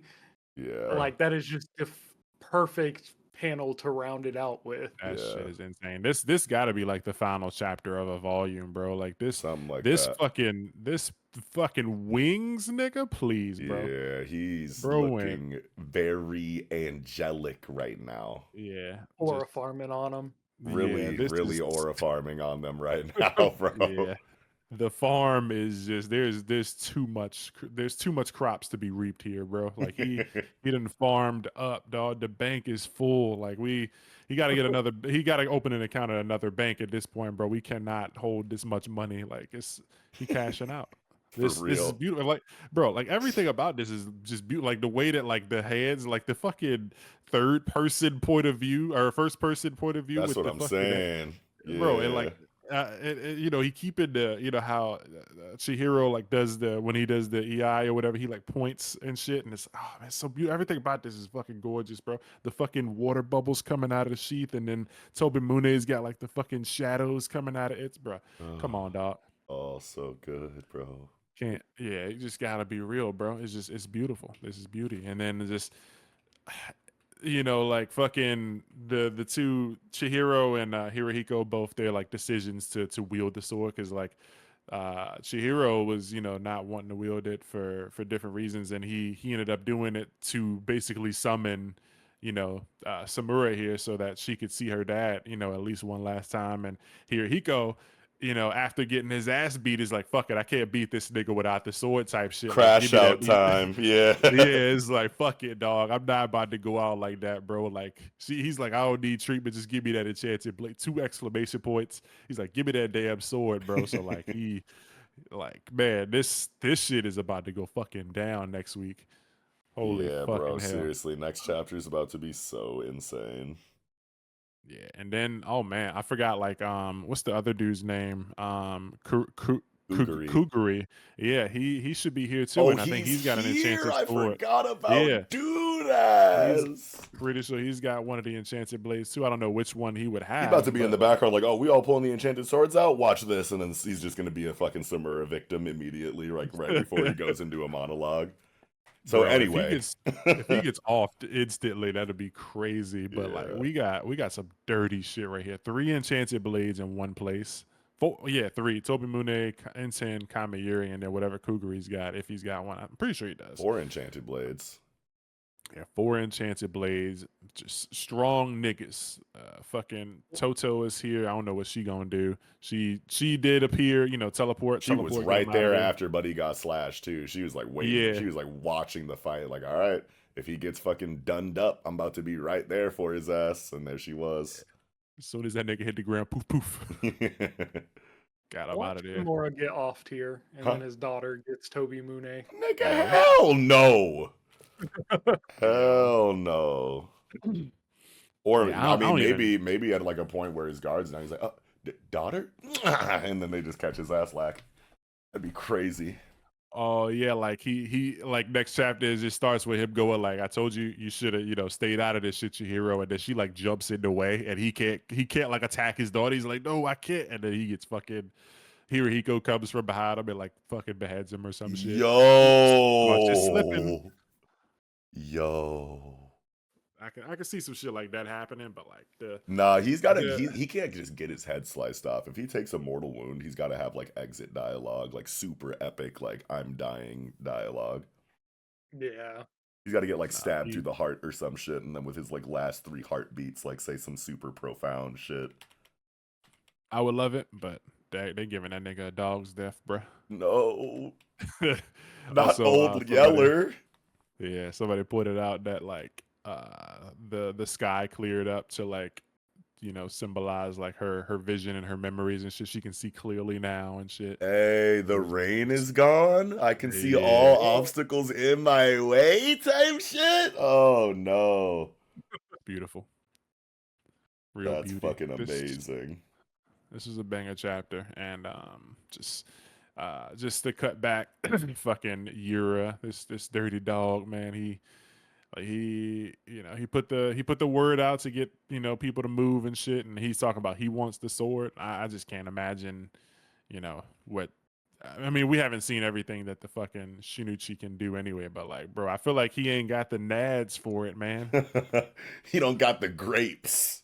It's like, bro, my goal is to execute the sword master and wield the Shinichi. I don't know if you got that in you, bro. Yeah. You ain't looking aurorific like my other guy Oh is. no, a crazy point of aura for Yura was in the auction arc when he was fucking tussling with Chihiro while he had N10, and that nigga Chihiro was trying his hardest because it was like super it was like super like chips are down, like we gotta really do this shit or else we all die, like type Chihiro.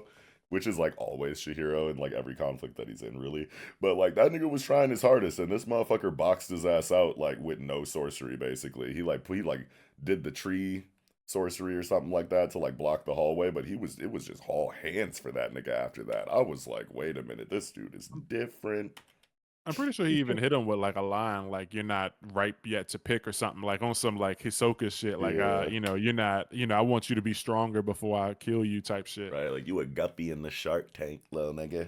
It's like, yeah, you're not ready to be plucked yet, bro. Go get some more combat experience and come holler at me. Oh shit. And then we also okay, so I remember there being a conversation last review, or maybe the review before. No, I think it actually was the last episode where we were talking about the Shinichi wielder and how there's a possibility that like the Shinichi kind of like corrupted him, and after the malediction he kind of like snapped out of it and was like, "Yo, get this shit the fuck away from me right now and throw me in prison."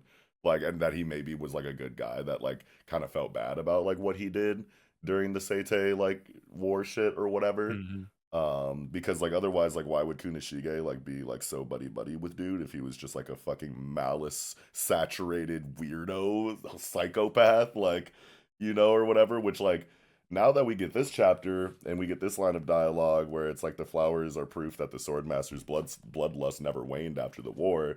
It's like, okay, so this dude just like always was like a homicidal maniac or some shit. I don't fucking know now, because like if that's the case, then that like kind of says a little bit more about Kunishige. No, I think Yeah. it's more that the Shinichi corrupted him. Like beyond, okay, I feel so like that. beyond like Yeah. repair or whatever. Yeah, okay, fine. Yeah, I'm still just wanting to know like how they got him. Like how did they get the sword from him and how did they lock him up? Like I'm still kind of leaning on. I feel like it can still work where it's a case where he was like, I just want to kill everybody on this island and then y'all can lock me up. But like he still has the hatred for that island. So like if that is the case, yeah, like murder everyone there, take me to jail, throw away the key. But like I still hate that island. So like my hatred and malice is still there. So the flowers are still there. But like I'm locked up, so I can't cause any more harm anywhere else. But fuck that place forever. Yeah,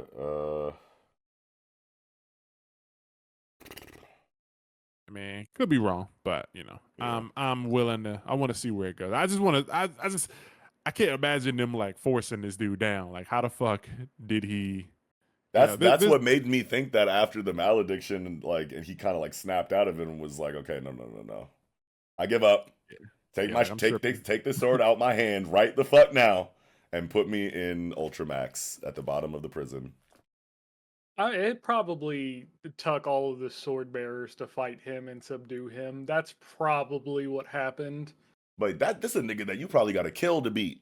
How do you, even if Yeah, you all working together, get the sword out of his hand, don't do any mortal damage, and throw him in a fucking jail cell? Like, no, like this is like a crash out dummy. Like Right. you're not. I feel like you got to kill this man to stop him. unless it was I part of don't know. the contract, like maybe it was some sort of like binding, like what was this shit called in JJK? Binding vow. Binding vow, yeah, where it was like, okay, we're gonna bind these other 6 swordsmen to you. You will complete the mission, and after that, like you know, your life will end if you don't fucking forfeit the sword type shit. And maybe at that point, he's like, all right, yeah, I did it, I'm gone, and like, because I just can't see them overpowering dude, or like I can't see him just like he's locked up, bro, but he killed 200,000 niggas alone. Like, how do you lock that up? Yeah, Ah, I don't know. But yeah, top tier chapter, one of the best. It really is. it And it's might be crazy the best 'cause chapter so far in Kagurabachi. yeah, yeah, because we got multiple great pages. Like even this one with fucking Iori and Chihiro like fucking flexing. Like yeah, that's money right there. Money bagger. Yeah, and dude's only like 24 or whatever. He started drawing like during COVID or some shit. Like Yeah, this is a classic in yeah, the making. yeah, this shit is it. Like I can't wait for this to be animated. But I'm so mad um, that I thought this shit was buns at first, bro. I really let them niggas get to me, man. a I lot of people dropped this did, shit man. and everything. I'm Yeah, so a lot glad of that I people went did, back man. through it and saw it for the greatness that it is. And now we're Yeah, here. I just tweeted that shit. I was like, I don't care what you dropped it for in the beginning. Like, it's time, bro. You gotta spend the block. Whoever you are, anywhere, anybody out there. If you ain't reading this shit, you need to change that. Read it Right. right now. Fraud, fake fans. You dropped Yeah, it. Fraud. Uh, as long as they come back, then the fraud allegations are closed. yeah. Some of them we All don't right. want back Yeah. though. Some people we don't want back. We don't want this turning into fucking Shinjuku Showdown fan base type shit. We don't need that. But Right. yeah, come get you some of this peak right here. We'll cut you off a slice. Sit in the corner and eat that. Enjoy that right there for your nourishment. Yep. But I think I'm spent on this one. What about you, Knox? Oh man, I'm so good. All right, Traffy, you got any more thoughts for this one? I'm tapped out. All right, that's gonna do it for Big Bachi, Big Kagura, fucking Holy Peak, Chapter 74, Dawn. And now, before we wrap up, let's do our favorite chapters of the week. I think I'll go last. I'll let you start, Traffy, since you're new here. Uh, God. Okay. It's easy. It's Kagurabachi, like very clearly. Yeah. But I do have to give a follow up for Centuria and Dandadan. Yeah, really good chapters there. Everything was kind of firing on, big cylinder energy, except for ASStro Royale, but it is what it is. What about you, Knox? It's What's your favorite just this week? so obviously Kagurabachi. Dude, like Kagurabachi's at a point right now where it's gonna be really hard for other chapters to beat it in this segment of the episode because it's like it's just doing too much, bro. And there's a lot of gas on the lineup today. We had a full roster this Yeah, episode, and like a lot of them, a lot of the other series are doing really tight shit. Like Dandadan was really good. Centuria was really good. You know what I mean? Chainsaw Man is doing big shit right now, but yeah. Kagurabachi is just doing too much. Yeah, Kagurabachi's doing way too much. It's too hot, man. The hand is gold. It's hot. That shit smell like fucking hot honey lemon pepper wings. It's wet, baby. It's drippy. Yeah, Yeah. Kagurabachi. It's my favorite for the week. It was just too much money, bro. Like that shit. It made me money. My stocks are up right now. Like it's crazy. I'm profiting. Like my wife.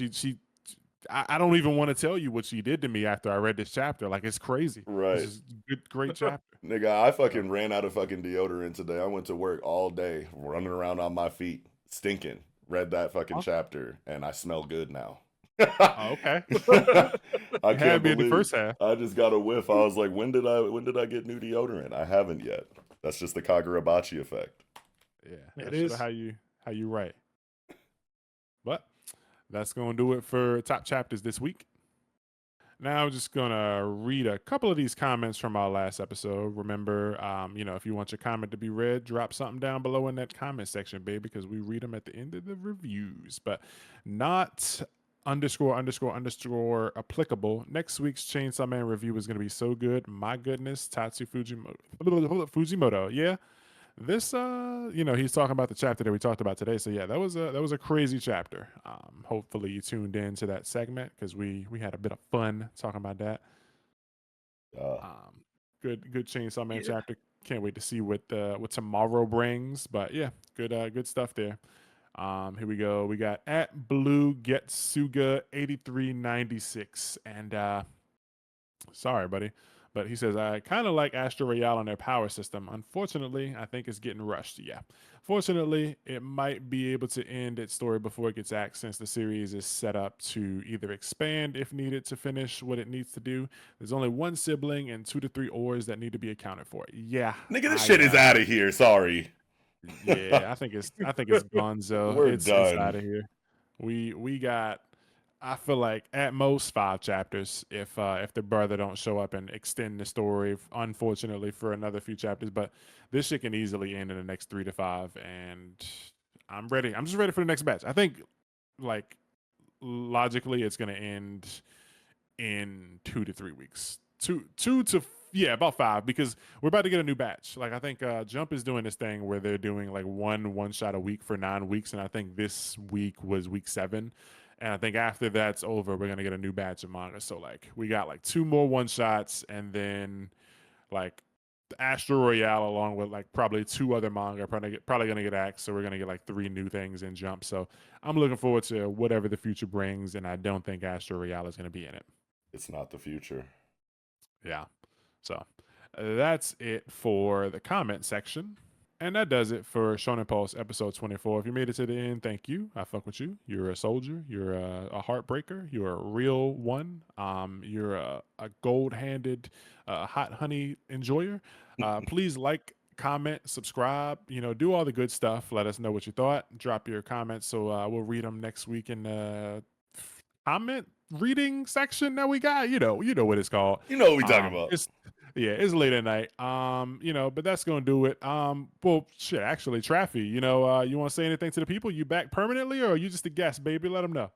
I am back permanently. I am happy to be back. Happy to have you back, brother. Yeah, yeah. Well, thank you.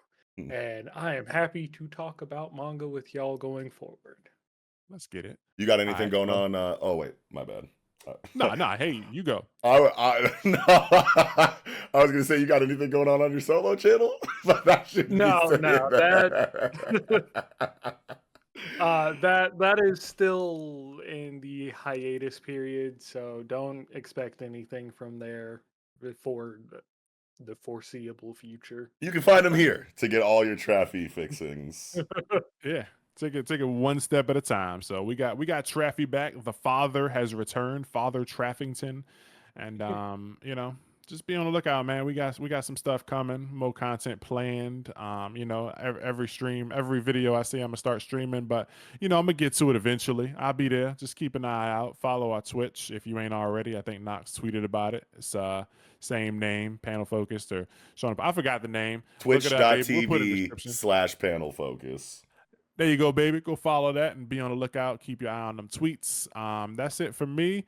I've been your host, Yato, and you got anything for the people, Knox? Nah, see y'all next week. All right. Same thing. Holla, holla. Peace.